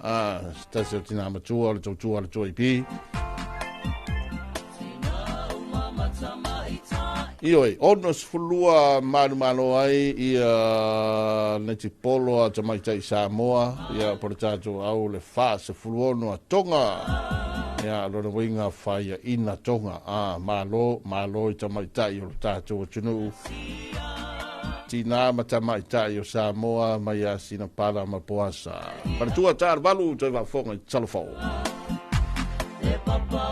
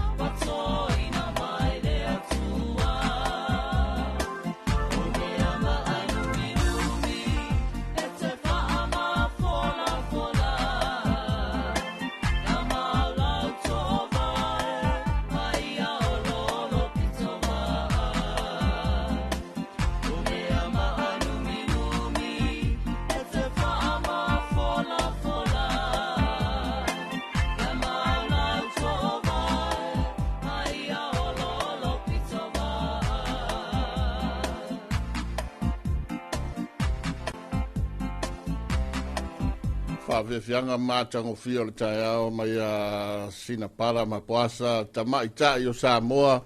Ia, e re toi tau siringia mai re toi tau whairo ina whoiro la tau sao e re ngātau ainga o e kālesia. O nuu mawhio anga. Ia, e whapea fōi a bailangare fōa isu i tamai tai o nuu mawhio anga. Ioi. Ia, e whapea fōi ha tono upu whai o malo, malo tātou o tunu ia wale i longa i lava le tūlai mai o sao. Ia, mara tū mati e fōi o sao ti ngām tamai tai. Kako alwaku sasi a ke fongi de banga me talofa. Ia, whakala whaku sale aulai. Ia, so i fōma hui a tawiriri. Ngā luenga ni kai au. Ei. Kau longo mar kau. Kau arka kua kungu. Ia ngā ngā. Waku whakalofa mane. I ka kua kungu, wa whoi lea. Sunga i whawhenga i ngā kaurangi, so se whakawhai kaurangi. Ia. Ia, e maise ole. E au, kele, ka kua kungu se i o aia ka kua whangau. O ngā kulanga whaal. Pea, ia, le mga kua whoi le kakalo le. Ia, si ngā mai whoi ale. Sunga le li pāle mia, ma le wharakua i ngā kungu mau. Ia, ka kua kalosia ia i. Ia, ka ulu. Te ka uli o le whala ma le apurusia o kua whangai. Le fionga, ia, koe whaafo sia le lau le lei, ia koe kari umai, koe whaawau kofi makiuke, ia peonga kofi e le kua kai e kwa kua kungu, ia manguia kere kako waso sa le aulama, le ngā luenga. Tai wala mai, ia, manuia fo ia, tiuta mga luenga mla singo nias whalaile. Whkai. Ia, soi fo ia. Ele na, onisi au tātou paanga, manisi au tātou walau o lo whangai, no fo i tātou talaranga i lunga fo le telefoni, ia tātou whamalo ai, whawhilo ai, am whatalofa, ia mara tātou seia lo wale, mara lau whonga fia leo, watau no mai le sā, talenga, tawhiri pepe, malo foi le usu. Moni lau tau whasale ula nei vaenga le tai au, ia toi whawhila e hoi toi whatalo whātu le whaafonga mai moa sa tātou a tunuu, ia, i ona tūlanga whaalupe, ia, mai se fo ele lava loa nei a tātou paanga whaafonga so stafa, ia, o le neila langi pe ona maua le leo, ia, o tātou whaasalanga nei tai au. Malo le soi fo manuia, malo fo leo su lau tō whaaso, nei tai au. Ia, mea mua whaafukai morki, ia whaamalulu ato le mea nau o tuaira i titi mai ai. Ia sa kau palu whala o maka ma kau whaawasenga le lei ia le meo le whewheke ma le meo le ia pe whawhewheanga olo a e whaonga wa mantua le olo vo inga le olo ia tau mawha ia e wha ia i kua inga e wha saiso o la uolo la ia sa kau whaawasenga po o whea le olo e whetau i male angiangi ia po o whea le olo e whetau i male ia tūlanga na ia e whaamalulu tuai mai ia sa kau palu whaamalu ia le whalawa maka ia awafo i e mama falawa i lo ta mafau fauta to alua nei tai au ki ua. Le langa makua olo ai te me ngaka. O le olo whamalu. Lai olo au makua olo le fia. Fai sina pisia la tele. Fai sina pisia la wala le taimele nei. O sumal tai au moli atu la utota i o lea fai le e to tele ni so a onga i lunga i kolisi ma wa lunga la malo ia o le alu la ko tua nei o le vai no fo ile lenga le tapu vai tasi uma i officer to risi ia tulanga na e ile faela to sessions wa ia o le whaailoa lava, ia ma whaailo fo i whanau a onga. Ia mai se lau le tā pena la tau mō lunga i le universite i la tau mata upu fo ia. Ia e ave ai le fuai. O whaalau ilo fo ia le officer to risi la tau ia. Wa i le sta mai titi e o mea taimi nei. E ngake le ilo po le alanga kou le mga awai. Ave si. Ioe. Ave si le tole ale ngaruenga te fia whaingaruenga. Wha mai ia se whako ailo apea o akui ai. E pela o nanga ia e mai ala ilo officer to risi. O nanga ile o vaenga fo ile tau mea sina le itonga tongo. Ia, o inala le ia ona toe fa mai ai le aso atoa. Malai. Malai o te lo lisi na vaenga fo ile le wa le fo la tala fa i ngol tau sanga. ia o le sianga le ngata o tāpena fo le tau mati fo le whana ula tau ia mo le anga ia tua isi la sanga e isi la sanga mo le anga ia tu le tau sanga fau e le tangata me i runga ia 9 ia e le tangata le ia 13 ia e le tangata le la alu yo le USK le la ayu sapi pe alu yo le papa i ngala ia e fo ele tamaiti la alu skorsi pi fafo io e su ia le tau sanga ia masui la sanga fo ia e mana ia ina i tāpenanga ia so foi mo halo whana ai o leso e whaangata i pili o tamiti e su e le sasalasi ia e whasika ua kama ia wa atu ai a whapeala e umale aso nei talfa le tapuni ai ia ele i te tongi le pili a o ngā mesela wa mātua ia 12 la tawala mwhanau o le su e ngā muli ia o lona winga e peile late feel a matatu vai so folk ia o le ngā ia e tā ua teli ia e le ngā tawhoi dea ia e tawa wale whemai a le kongia le pili o kamiki e suea e suea ai le maua la mea foi le la family poki le makanga o kausa fo ia sorry ala se mea te kako fa pe kako fa kari polo ke ker milion ai ko gel pin le ai o le faia le kala kupe kako mo sa vai ele si ma fa pe nga kako mo sa ile kiki ara le valanga ia sei a mai kala kupe ia kako rola ile le polo ke ki ngal milion ai ko gel pin ai ma fai ona suele tamai titi suenga ia final exams i te tono a onga o suenga le saunoa tua ia faaso ia faisia i taua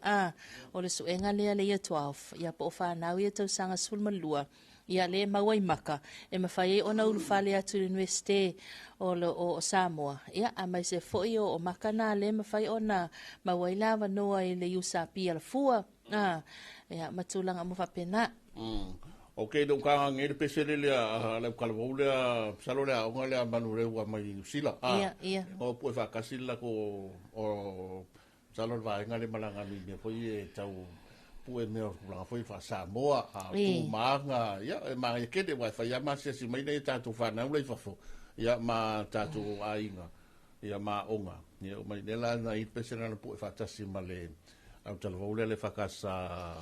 a paula loi mata a paula ia manga ia salo staimi ona toi fa fo mai le o tato tunu stasina pese o Yesu le punia fa ia au le sina vaenga ole baba ia ole ka penga sai nga ku persia o kare ile savalalo ia ila to umana o tau ina pese la vaenga yo maui ia o la wa fionga misa yo he o la to umasa o ko winga i savalalo ia o songa tupena fai fale o nga fo savalalo wa taside wa o nga folile a fai na ofi i me o ti munga ia mawai nga foi lo longa ia wa nga pena ia e la to sai nga serina fai i le vai so nei por fai unga foi vai so nei ia ona a tulanga nai pe ona yai ia o vai nga masan lavana ia mai sela o ta yai pe ai tono le li o fana wa onga ele stu wanga fa so le stuanga mana tuale na umina i vai aso ia leana tau fiai nei whanau ia onga o le taimi lea sa fiai tātou i le whaamai polanga singa se voi leo le fiva pona iwi ia o lea la ua ave ia i le taimi nei fatu atu ua pea umalau ngā tongi a te sema lea la na anga ia to na fil whanau ma watu me vo inga le ka o le progress report ia po pe e sila fiai fo e matua ia pe ngā mai tau ma whainga le tamaititi o le manai e tūlanga na e o ale a mi o le tamaititi ta uma tua i tono li potil na ia a le la ta pena ia su enga whaai ua le whanau ia la tau final exams ia ona ta pena i lo lea ia mantua le ua cancel uma ia su enga lia 4 ia 6 ma lia 10 ia su enga 4 ia le malo ia to ia la tau sanga valu ma tau sanga sful malua ia ona tele lona taua pe ona ia fa talo fa pito la awa nei matua ua pisi la tele fufusi fo ile anga i mai nei tai au so se vaenga ia awale moli nei fa na ia la tau wa onga ia mai se vol malo le tudu la fenga venga Ilo ai le skama kikire ki ngā inga o lesi makua fa kupe, fa pasese, fa fanga, fa lava ia e alu la o ngai fa le kua ia i wa le skama kikire o la ma fa ia su e ngā ai la ka pa foi e ma kwa pe ka wo su e nga pe ni ka wo su ai le ya ma se ngo ka ma ai ole wa tal valu to fini talo le la fa fo ma lu ta tu no tu na tu ne ta tu telefon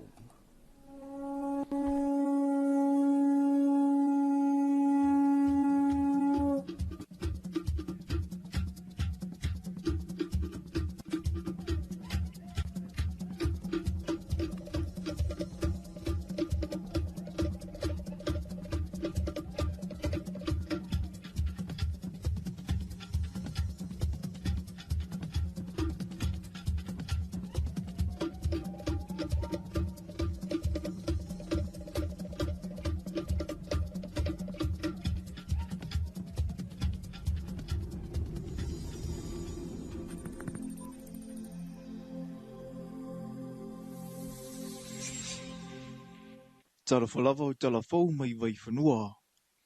I tala tumua, e o atu le 50 o unga i le tausanga, e awa iaitonga te asilia i le tuono 10, mai whaala putuputunga e o atu le 2.10,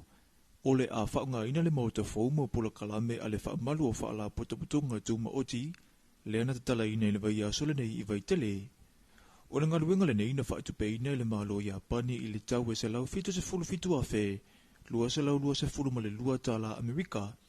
e tu sa lea ma le tolu se lau 7 iwa a fe valu se lau tala Samoa, o se ba ima mau e tau nuu, i le a apa mai o malo o lo o whaipa anga ma le malo Samoa, e pe una sila fia e le titina ngā luenga lo o whaatino e le whaamalu o whaala potaputunga tuma o timo tanga talau tele, ma o lo o 5 tau matau i aile malo i nisi o polo kalame, o le vaitau o whaalavelave whaafo sei e pe una i aile COVID-19, o le whaala putuputunga le nei ni tūmalo sia so o tau au mamatanga ruenga, e ala i ana pa anga, e momoli atu le whasosoani i e na mo mia, na saunua le afionga le minista o tupe, ia mulipola ana rosa ale mulio o olo o tau avea to finga o le taita i malo le temile nei. E matua i patipatia le fina o le pulenga ma le au whainga ruenga, ila la tau tua. Ele a mata mai loa le ati nae, e nofo lo le falpalangi ua uma o na faa anga vaaina mai ai uma on totonga. Ai ta ua le fale la, e tepa pea i ai tatou sanko. O e na amata ina le nei wha moe moe, o laua lango mai tia sa. E mana tua pea la tau ngā luenga le lei. Awane i ngalo le tau amata ina o le nei wha la putuputonga. Ia mana tua pea, o afo ini whamanianga, o e na ui mai ai i le ngā luenga ma le ati na e lea, whaaftai lea tua i lana fōa. E te le whaala putuputunga tuma o tima whaala putuputunga mo tanga talau tele ua whaalau tele ina la tau au aunanga, o na o to mai manga wa ana wha upenga ina ai ia wa onga le wha amalu o whaala putuputunga po le sanko. Na ta uel ame pasa le malo ia pani ia Ryotaro Suzuki, e tu mai pere langolango alo na malo mo Samoa, e le ngata e ala mai le sanko, ai o le tu taua o onga, o le soifua malolo ina mai sia tina e. Fa leo le nganga fa teitele, te ngata nuu mal malo ia pan, fa pito au ngafa so matu fa tai, fionga le li ampasa, lausunga Ryotaro Suzuki, ma le ofisa Japani Samoa ono lo tu alofa tulai, ma lo tu sosoani, leo malu maunu waile so. E to tele ila tauna awa i moli mawina le mauta faule nei, po i le portofono tele, o le portofono la ititi, ma portu e tua i le ofisa ma ila tau, o le a whaunga le nei mauta. A awao manungi ai le lau mua so esu e ngai mata upu tau Samoa a le Universite Awao Samoa, i to mai ese o lo onatia i vaipanoa ese o le tunu umoa o onga, ua mauti noi le folasanga a le fionga ia matamata Tony Brunt,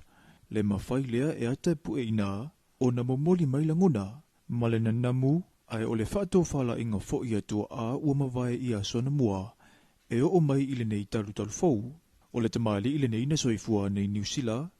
ai e ailo na tupu anga i Samoa, ile silia ile lua se fulu tau sanga taluai, na malanga mai ai ilo tātou atunu umai a mai moa inisi o ata alona tau songa, O le alo se tangata nuu mai siamani,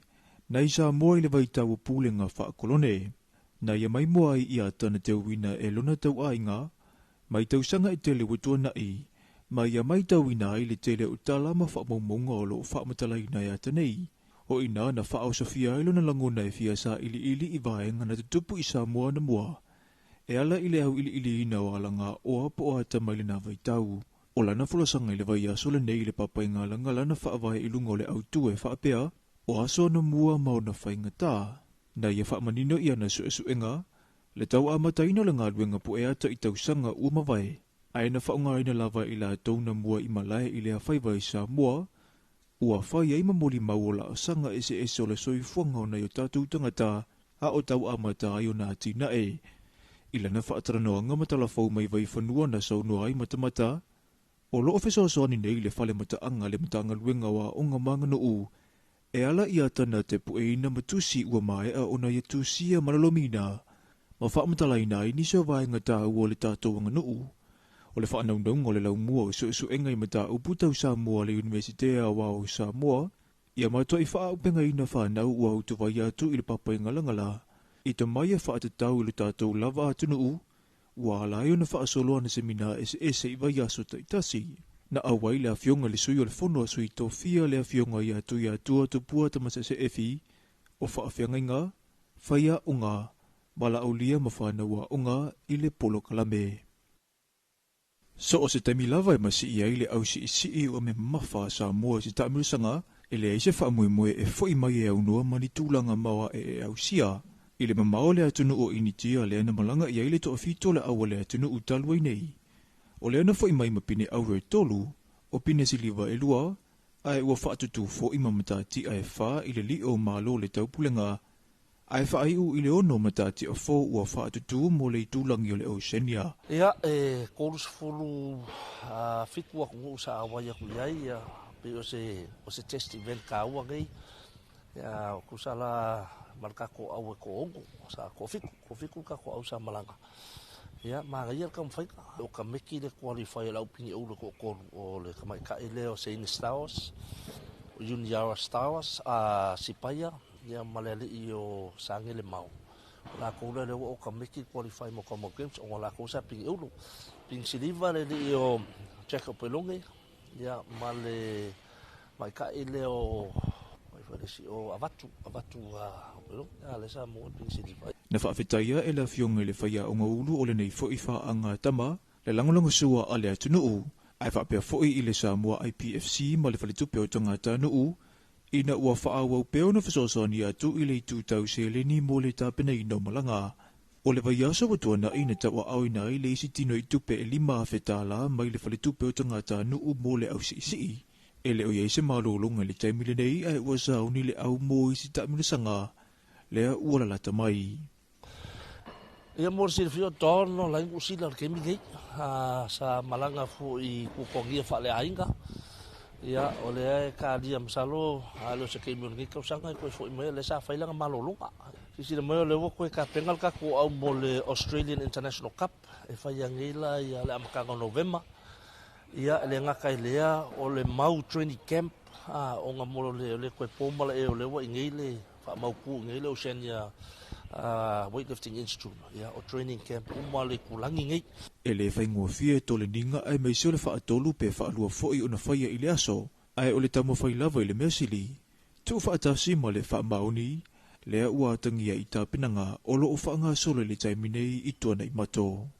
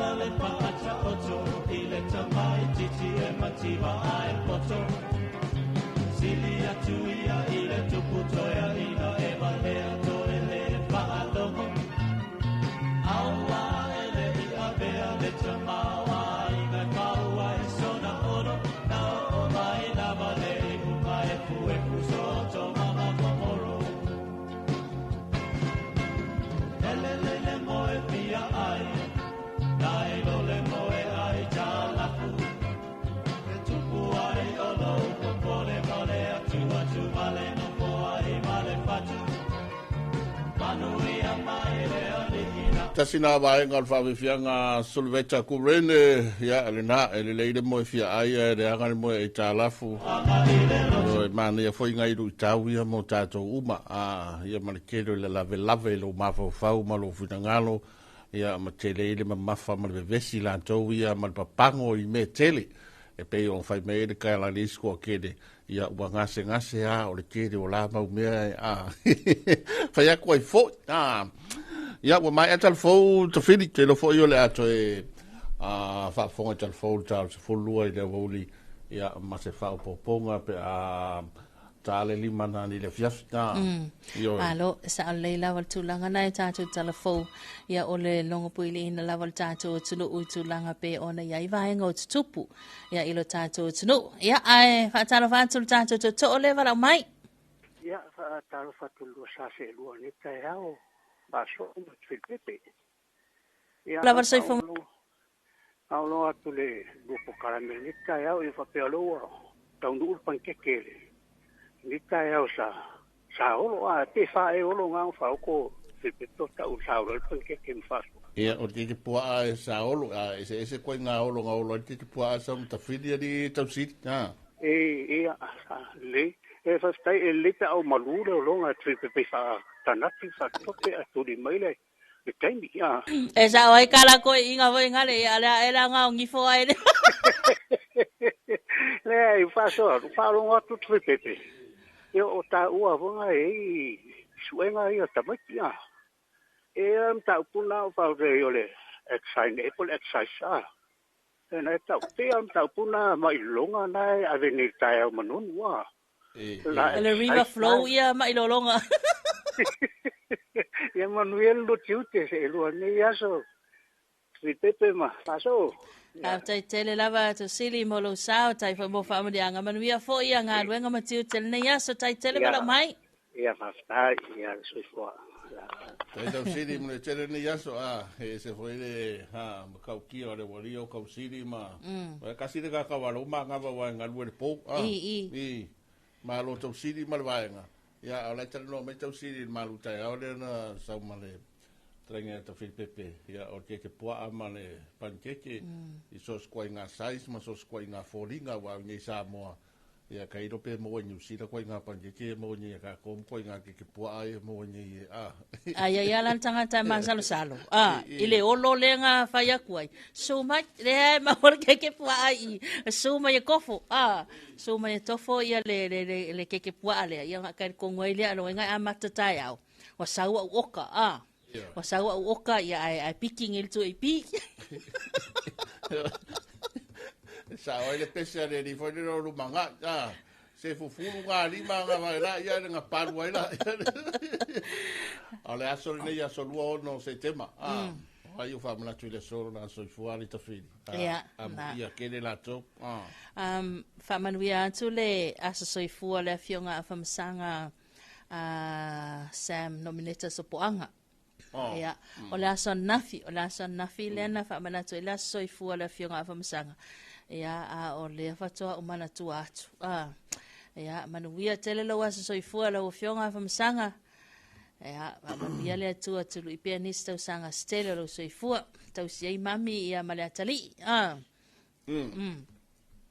ia o le na o yu fa mana tu lo na soifua mo la fa na le so ia ta u tele na ivala ia bailange e tele ana ngalo lo matua ia ka ke lo makua wa ka mai lo makua le kai ngalo sko inga asia ia wale wa pasi das fa ga ko inga le ia ma se pisa ai o yu fa na tu na so fo mo nas fa na le so ia o le nganga le na o lo tala tatou telefoni ai o se fia moli whamalianga ma ama tūlanga fo yo aswhanau ma soifua ia o le tatou wanoa le nei ale ai ia o moli whamalianga li tawhit ia le na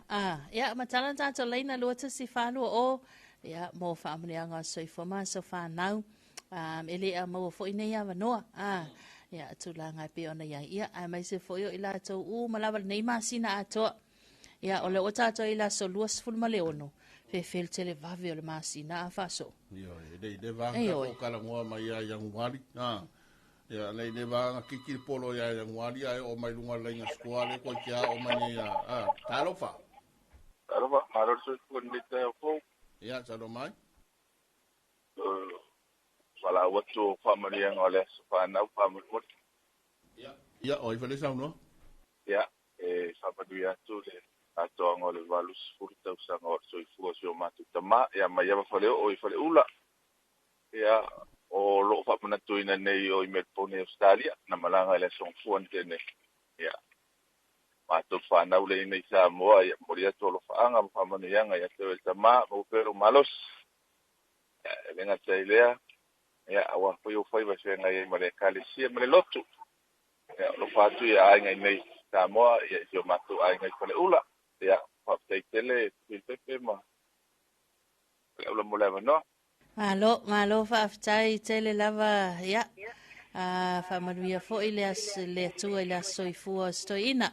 tai tele lava vala mai ya tai manuia le neas lava valu sulta sa soifua tamaya maya faleo nai faleula tele tau sanga ya amu ia fo il soifua tamaya maya vale o atu ia o lo tamu fai atu tina ya apo ya male no foalo o ainga umalava ya ia tunu mamao fa nau fo i samonei ya le sungal fa fianga ya sa kai o mal faletua ya le mai se foi ya o lo faanga moli ya maya nie mal faletua mal ainga ya mai se foi ya o nai whana malava ia alo whaanga moli atu fo i mai Yoritana ia ma Jay ia manuia tele lawa soifua ia te o tamama iava o neila ia lalambapa au nei fale ula malanga wha pitolto i nei Melbourne Australia wha manata lona valus furu Mana ia fuar tele o tausanga ia o tātou le fukua kako kalangoa lofu kasi a kuanga i lunga au ia lewa surkolu a uso kausa wali a kulunga kol suful moku sole ia ai tanta foi le wai kule la to foi wa dia se la tausanga tele ia fa maduanga fa taile tua me alofa so fu mariola ia mo tātou tuno fa manuia tele le tua ia te utou manu tātou tunu e whamanatu le so, la tō wa soifua maas whanau, ia e nei ase sitala o le talasili a foi lele, ia o le atua ia whamanu ianga tere, ia moa ni siaso manisi tau sanga stele. Happy birthday! Tātou tunu la tō whamanatu le so, tātou wa soifua maas whanau. Ia e koma ia o e whaso o le tā pese ras whanau. Manu ia no aso whanau. Manu ia no aso whanau. Manu ia no aso whanau. Manu ia le atua. Happy birthday to you. Happy birthday to you. Happy birthday everybody. Happy birthday to you. Hey! Ho! Hey! Ho! Ia, ole na, manuia tele, whamnuia o soifua maswanga o whapese, o e ka whiri sore, i ngore ki, ali kere, ai ar te pua ar kai au, sore a. Io, e lato uma, e whamnatu le so, lato a soifua maswanga o i al whammoere na, e lo tātou o tunu, ia, mau te lo fo i wa usuru to tele, o le masina nei le maua e whaasora, i misi o aso mafau foi o niso fai fe au ma niso e kalesia e pe foi la matou ma me a mata el masina fou ia kamanga aso mafau ia te akono ia e kamanga e uma malawa ia ma kusko finga foi e mai la tau sang fou ia fai o lewa se kia e kia mai doa ia lu la wo ku pola mu kanga renga fou ia E vai ngan fa pena. O fela lela e ngalue ai fa so. Ia se ka ma fa wak pa. Me fo le wole wa fa ngalue ni. O yo le te fia malanga I fafo. Ya o we ma ku ko finga ku ka fo no. Sa o ka la e ma ku ka kinga ri pio ma sa. Ala ko le si so nga vai ka fia lua se au loko mamao. So let me do so get vafo. Asa uma. Ava awa koke vai mama ya tsuta foi falalo ko fi mai lokai ko quero ficar foi va pai ni era eu vou fiar vafo. E tato porque la mela wa tele lo pe nga me vai nga le so fatu anga no sorry falo lo fatu anga pe ia la to ma sa nga nga mai ele aso fala ile talofa ole mea nga e fiaru la usunga ke kausingu ai o mele nga o sama ia e fa pe nga se kau foli ku ile o langa kau kia ele ia ma le langa kau mafai le ia ele se kau kia ele se upu fa pe nga o kau kia o makwa e ya malo wa wo fa malu ka ole nga umanga fa ngar ko korisa nga fai po al ko korisa o ia le ilanga le ma ua I mako ofisa nga sa e fa ka ko lia ngase ma me o mai o le tingo ya ka ko le la val ma rusi au fosi el maso ka mai upo ka mai ingu fola au ma vai fo ma I fa nga ya ali ma ka mai ka fo ma yo ya le ya me sili nga mang wia ya ile kama ka ya o nga susanga wa pelongonga o nga la au ko ilang ka uloko awale la ko wasu ya se pisi nga I data to na le so ta to fio nga fa la si o le lo toma ta pe na hoi ka pe nga masangya nga masangya ya ya nga o me fa ka ka pe nga nga ko mai ya ai mo kumu ako kinga ila ko ke unga ila ko wali yo sa ore ya ola ko mama ila la mo wala au sainga ngang ila mai nga ngolua so e samia I mo su ko makaf ya la ele kupe ala ele ola se kupe fa ka wele me ai ko mo mo fa ke unga kinga e fa penga sa walu umantina yo kia ko ka mi ke o ngale so ya ai so ya mo ila va ya ka kapisa ya o kinga la va pa polo ile ka mi se le ni me fa yo ya ya ola ka ko wo ya ile o kinga fa ma ya o ka ko wa ya porque le al upumar kala ya le o kinga o sa ole na le no kinga wa una mo kupu Famel va vinga me wa ngase ya ta fili le fa ma ya al mai kai ngala ko le sifi o ko fa sos ko ki hoi punga me se kala mai mo no ya ko fi manguia le ano aku ko waso ko fili manguia foi la me ka loko le va tai mo malo mai ya ta to fili bia le ai va kum kalungulungo ya manguyan ni yaso tai tele lava mo malo manuyan nei tai au e loli vaso wanga senga sisko inga mo malo so o alua va yaso mai ala so fuala so na inga le usu e fai pairo kanga me le la pe wa mau le nga se inga le malulu wa malulu inga sko inga ya fai makoma le wali esa o pe se wali felice Micaele Wongo va finya e kuri ka malo lo fo furu ipo ma fai kanga mea ma yo me o ka ko fa pe nga ya ri talo va tule fionga ya Mrs Onalote talo fan good morning man wi nga luenga ne ya so lo fa ai nga uma sa mo God bless le lo ma futa mai Brisbane Australia talo fa le sunga lo man vai petelo ta man wi la to fa so lo fa ti ai nga fa fonga mai ya ole sunga ya li o ainga fale tangwai ya lelo mafuta mai Alaska masela to ainga lelo lofa mai molo to fafa so talo foi la fionga ya misa ya male no foalo ya ole ua mafuta mai fo nei ta ya olawa to ai tau nu yo sau fa nau fa so o ia bo ia lo ka ngu ba le si de alu fia fiti le si de alu yo Solomona ia o foi la ka manga Solomona nga e que se lo fi fa finya fa ka le ko wala ka ko fai pe ale Solomon e ngala ku vili ngale la awe pe si va so ngale fa pe ai sao so ni i wo ya na ni se o tato visa fa sala lawa malanga tu i ni se vai ngol Pasifika ya pe sunga tu i tupai ya la ya fiti ya barisi ka ko pe anga so ngai biti ka ma fokia se vai fare leita ru ka malo ko inga ten mai o al pawale ga ka so se mia fa ye de iro langa kupe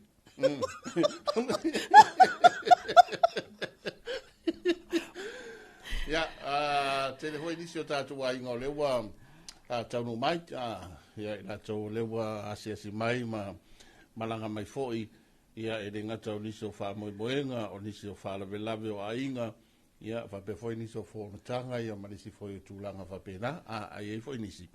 le anga o mai le paloka nga loi male mal fa ka konga ia o le awa papa velo ia ngai fa e vai vanga ia le ia o tele loa fa so tulanga fo nga le ele mele o tata tangata o le citizen le o le visitors visa ai le me vengan va mai sole e kaunga ko ia ve awangi yo ka overstay le la pe fia ki le vai ngala o mai o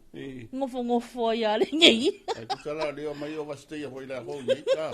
ai pira de sao so e pe po fio kar sanga ninka ko free visa ri o le asa kali wa kaunga la ko so ke nga ya laksan ma ia va talo fa tsul malo la tsul o mai mo mai tsul o mau ia e pe ia e dei si fa so ale sa talo fa tarofa pepe ma ia talo mai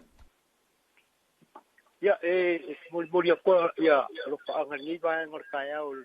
yo lo sungo lo ku ber foi wa foi fa foi ngor ka ko kalami ya malo so ya o mengi o tu e pia kai mi uba ya o marpo oi vele sauna o kaveke nei sapari man kaveke ya taro ba lo nga man ia ma lo al se fu mo ia le fu a maka foi se au nga wenga masangi ai ia ai lo ke le ku mo le lo ki u ke ni ka au mo ni fo ia so ya nga le le ni ya ku le mau ke le wa fo le ka ko ingor ta ko ku ia pen fai male pe singa le lo sa lo ke fa mo le usu e siwe ke ma ko musika ko ni va ngor ka au fai nga ngal wenga ia lo salote mai asibe ia le lei va tai do ma watu manu va tai forma mai ia fa mulie le tua i fa mo moenga mala singa i nai sala fai ta tu no i sa pali ia le manuia fo ilas ia sai fa ia fo ia oni sila fo ta tu la ori to fit malo sai fo manuia manu matavete ma talo fo le sunga pali i ka muta ia male o fenga venga ato la val rosalote ia malo sai fo manuia malo fo ile ala usul nei tai au atalo fatu ile fionga ya salesa ia masala ta o fenga venga ina le lato fo le ainga male fal pa usale longa ia good morning malo le usul nei tai au fatalo fa foi ya ile sunga ya ansi masalato o fenga venga le chan sam ina mtautu malifa vaitele ya malole la usu tiute mafaiva atalavantu le sunga yoane niufiti niko ya le alo mafuta malneita ya manuia telele ne yaso ya mona fuafanga fai atalafa foi le malole atunu ya wale wa amata ila tawia amata talvalu ia vanga na fo tele o fainga luenga le malo manise ofisa a mata tali va tato val au fa so talofa ki pepe talofa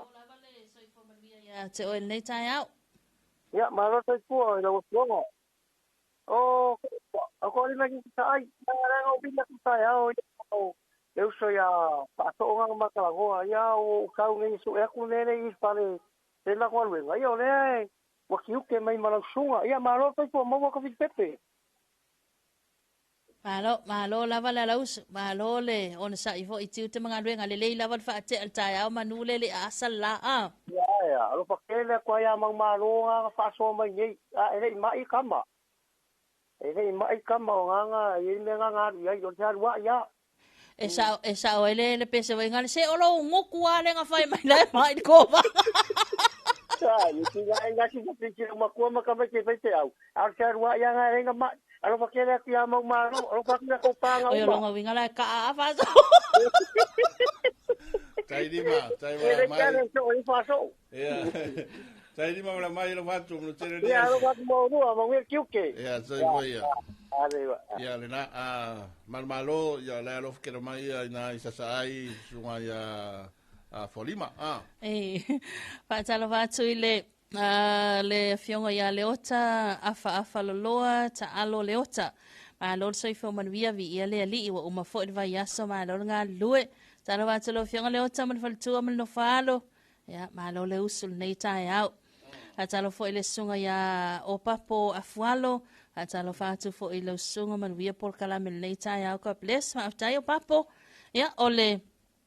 fionga ya fiu tupulo ya kolia so ifo man via nei tai au fo. Alo vatele atalo fionga fiu ma le ainga ma via tele tiu te mafaiva. Ya ole nei tai au.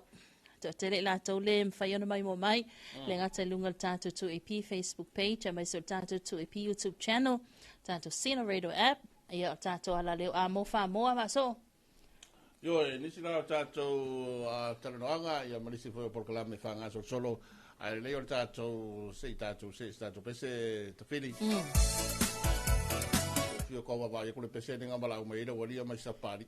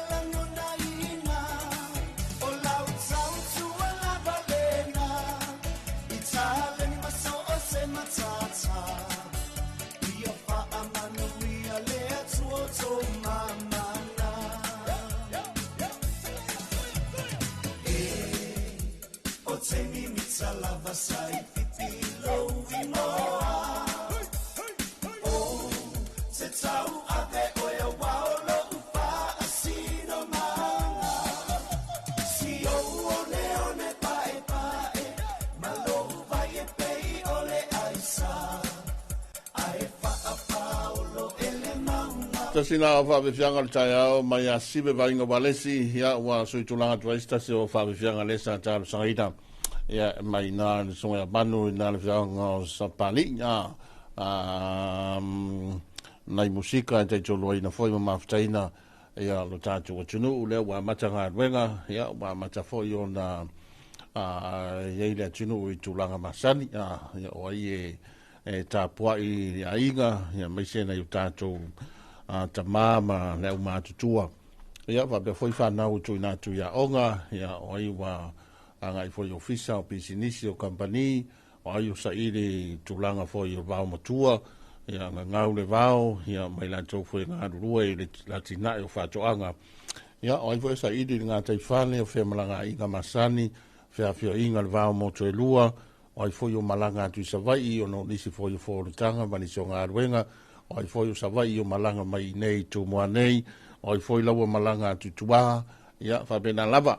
ta ape solo le atunu, ia ono whaiwa matiu te manisi la foi o mana onga ese, ia tainane o le tau whai ui ua le nei masina o se tema. Ioi, tele wawe ale alua le masina, te wawe foi le alua le tausanga, ma leo te iloe le utoe tere ni aso utoe le nei masina. Ataf. Ia, o sa alei lava, toi wha so lelo utoe, ia wa lea ua mingoi ia matamo e mo ele vai le wati vai anel tai au ia ele nei aso lo suluono ia wa fa mai ale masino se te mala se tolus full which is o le aso lua vai aso fo ia le mai ele masino se tema ia ona tato fo laulo lea ia ele masina fa sino mo matol fa nau ia ile asolulu le amatai ho ia wa o tulanga na le ai ia wa fetawile vaenga fo ile wa o matou taimine ia na le fiatu wa onga fia mana vanga luenga ia tel vave tultuli matou onga mea ia o fatino ia awal matou waso toela o le aso sane ia a samul muli nei o setema ia male aso salo ale la samomua o ke topa ia la sound tua tuloa ia le ai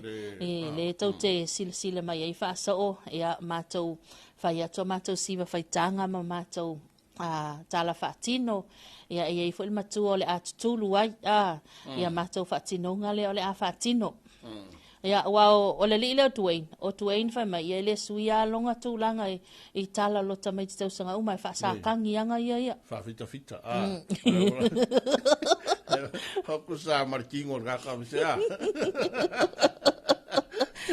Mana ia le fai unga fo ia pe ona ia le toi tali uma ia tātou lau whanua au sisi a stato tudu.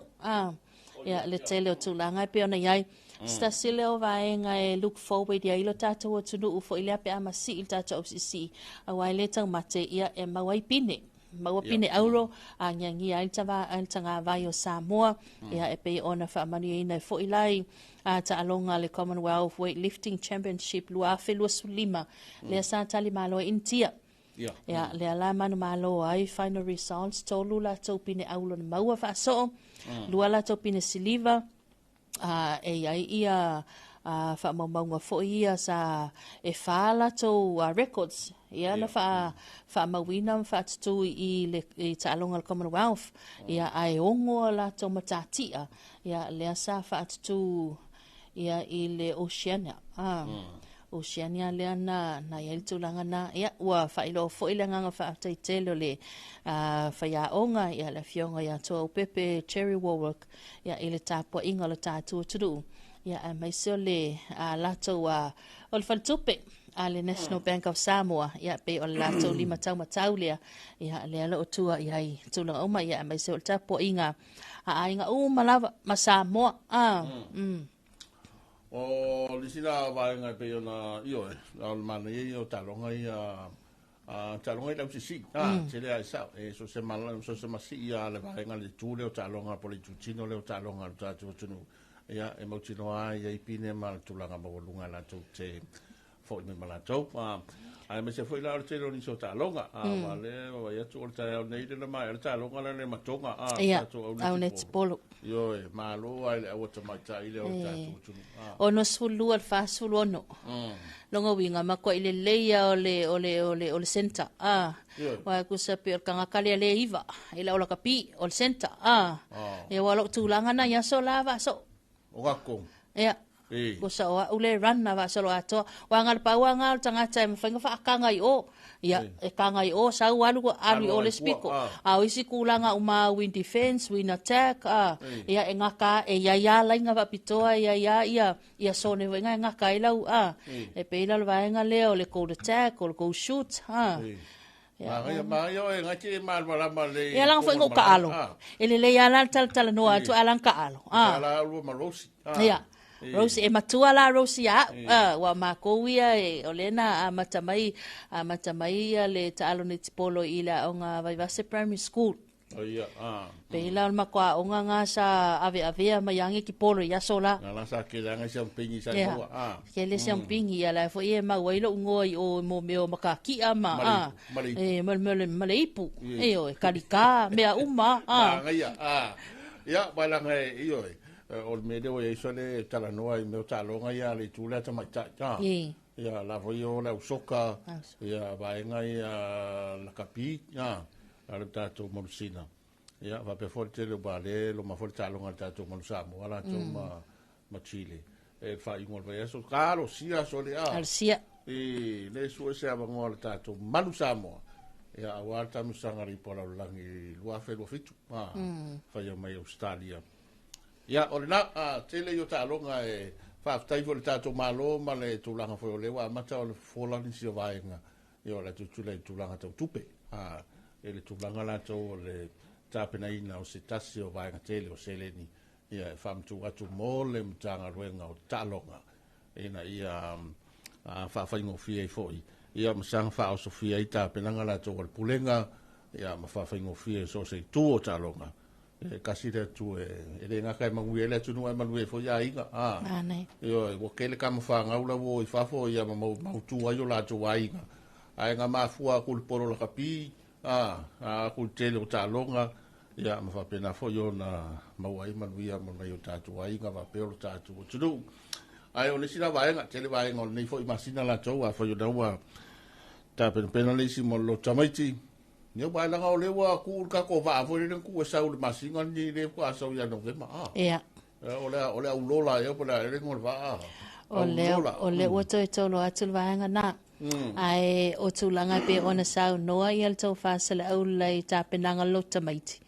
ya e le si matua la u action la u action ia le paketi le sa tu stosi e foi tatou e vapenga e maua lo le tupe ia fate alo manai hol taimi nei manule le opisi io ia mai se lampe ava pe e ave fale su i foi ngai ia wa o atu va pe nei vai aso nei lo tamaiti e o vai aso ngai wa kelinga sau fa sisilanga ia fa malulu atu ele to e ia isa va no wa tapuni il mato fale su i ona wa tele oka ma wala le kupe foi le ngei fa ka we ofu le wa ai la kulo la mar pidio le vai foi le o ngei fa mu ka pidio le vai tal fa le so ngei pidio le vai ia wa oki ma sanga ngala ve ila mangu le bia ka lo fai ki fa lo ngo ia la ve ia la mangu pise so el kupe ko ngei pidio le vai ia o me ai fa o me ai ka ke o ma vai ka ke o so el kupe ko ngei ke spawa o le vai ya o con el cavale con el fangua la ngo foi o me uma o la le tele na no foi ala mano ya e que le foi nga so so ni ku sol passe sen al cavale le skai sabe casi la de ka le ferro ai le un mal pensinho a jalo va tu le sunga to e lupe seu tai o man via ma lo lava le so fu ma lo le usu nei tai au fa so o lai fa fonga mai nei matua I o lai mapu fanga lele ya manai tamai tai tapo sala to foi pito la au ya o la fo already le mata uni mo la to malu tai au ya la to foi ka ke do ai kwa hero wi mai o la le tio o to pi so ma po ma le au o fa ko ya malo ale fa lo mai fa fo mai e makabaka foi ku po kala me nga fe ka ya o e le vidi mai ala ke ola ma ia fa malo atu ma ka po inga lu tatu tunu hele te foi manuia fai valo feli mau Samoa ia e ala ona manuia le nga manuia ta po inga le po fala ia so uma ia fa pe foi on fa tal fa ia to mama tina ma tu le tulu ai o mai o ai o ngase ya la yet fa ma la yet fo ma ya o ka ma pa le si vole e mai fa ngoi mai e mai ai le ole vai fo mai o ya fa la ya lu ma ia o le sikli o le mai ya ma ai o ngai mea sa wal mai sa wal mal pe mai o i sa la o le mai o le ngase sunga le pegale le mai e pasi akula le kui atalo va tu le sunga ya Kevin Swalka. Good morning from Wellington, Porirua, New Zealand. Yeah, take care and God bless us all. Yeah, say for manuia Kevin, sa va mai fa so take care. O ia ala se uso Kevin maro Kevin alo fatu io o le ai e ke le ropo su skula ngale Western Union al kula nganga le ia ka o le fa popo isila ala le Western Union a pe wale se me ka wai foro mo le ri esa oi fa sala nga so inovasi de nga ya sola a fa ilo le ki o fongi fa mai fa tatangi mai tato telefoni o le ono fa tatangi mai tato telefoni a talo va tele a tala nga masi de nga ya salata o fa nga alwenga nei vai nga tai out ma lo sai fo ma vie te o tama ya ma lo fa on sai tu te ma faiva ka manguia ia i lo wai lo e ka ko foi se lo nga sa le pei fa kwa ka mo se kala se o ka mai le ku al va ola o vai fa kwanga o povi o pua ku lo ka ya o kalo ka mu o faita o abe o mai ya wa lu marka pisima mai si mau vai nga fo io le atina ela to o ele ya ese fo de manga ya o la mo le ya la ka ko ka mai era sko ba ta wa ka ke la ku ile maki nga ku kuale maka we la fa yo kalo marka o ka ya ke maka ko ya fa yo pe se me nga le ka le se mau manga o le ai ke uso mai in magi ki ya la yo fatal fatu la voi fatoanga la to fo ye tasi le mea o le nga ye tato malo ia ma so se vai nga la vai so spule nga la vai tula mai ta o le sia le ala to fa mo bua o le ngalue ina fo yo tulanga la to va matua ya la tina e fatoanga e na ia mau pe ta mafa yo ia o ne yo la falo lo tato tunu ia ma ka ko fer kala la fai o ia Federica ma ku o la fia ai ia tato ya le ai ke le va ma ku ke le fa mo mai e ku la le fai ku la la pele ku la ka mu mai le so ko ke lo kala de ri se ma manga mo ani e o pe o to fai tu e lo ma fale le vai tafe ai tu a fale le mako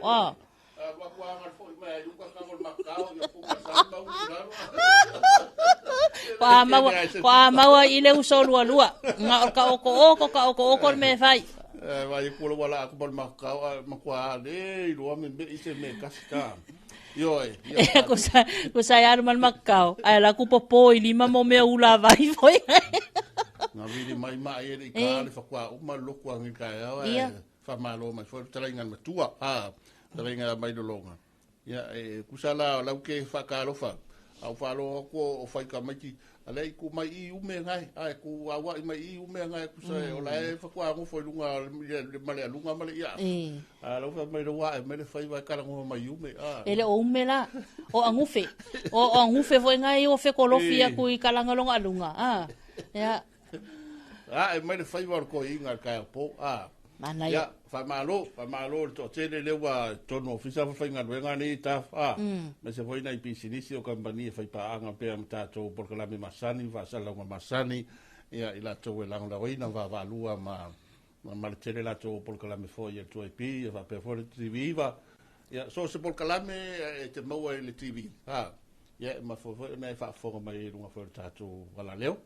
Talo vanzu pulenga mala ofenga venga company supermarket ya Maui Saleufi o le tatu wa tau aule fa lango ye tatu fa salonga mal tatu Polokalame ya talo falava sa moi le taya ma lor sai fo manvia. Mai se fo le malo le atu wanga ia tu emola tu fainga fa taunga fa talo fa fo sivaenga sia i le farmers i le NPF Plaza ya le lo maua mai tatu fa salonga nei taya le uso ya langi misala tu fainga venga good morning malo le usu ya malo fo le on sa il nei vaenga taya ya mai se fo nei tatu company fa macho fa so ya ai la tau la umalava ya mai se foi le sivaenga sia Frankie supermarket i nai matautu ya ma lola la usu mo tele sala fai talo fanine tato pa anga toke laua fa so ya ele ma fai ona mo tu sia le fa te simai ma mafta mai ya ma lord so fo man via ya to ne vaenga le tai au mana tol onisio a onga la ua to no poto a onga fa na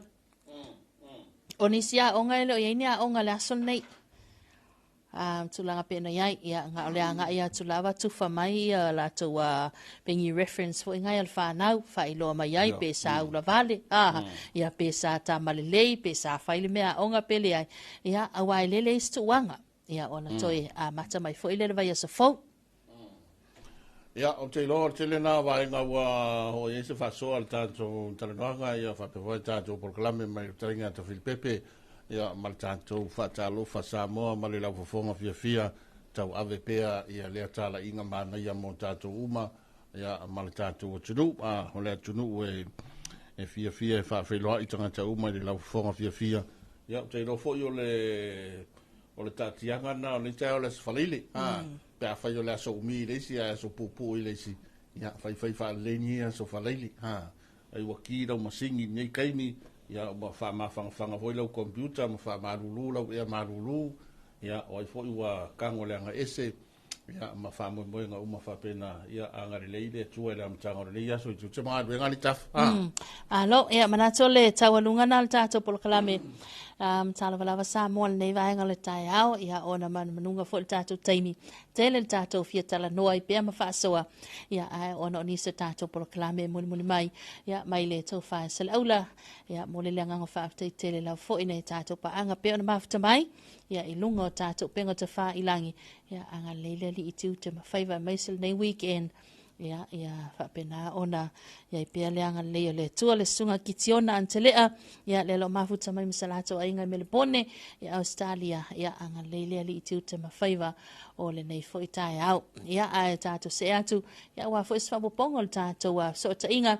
ya mal tato wala leo le te ofa va malo New Zealand ya wa tato tala to ina mai ngala Britania ya ona fa wa we leo ngal wenga matutel na yaso ai mal tato Polokalame tala lava Samoa fa tai telen mafta mai man wiel na yaso fa man wiel li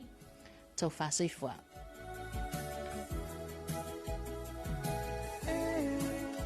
na pele ma fai e o na tama ile pensele ana tama sali ai e pensele no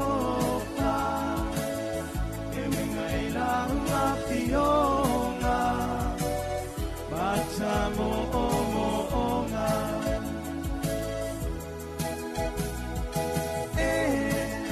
na pele ma fai e o na tama ile pensele ana tama sali ai e pensele no fa e winga ila la pionga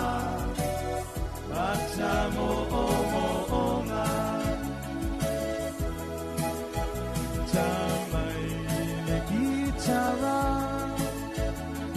mi mai le piano le mapai e oe ona fa amani e ina loto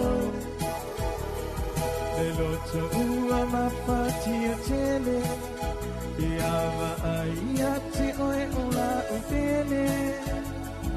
ole ala le uo usui ai ole le pese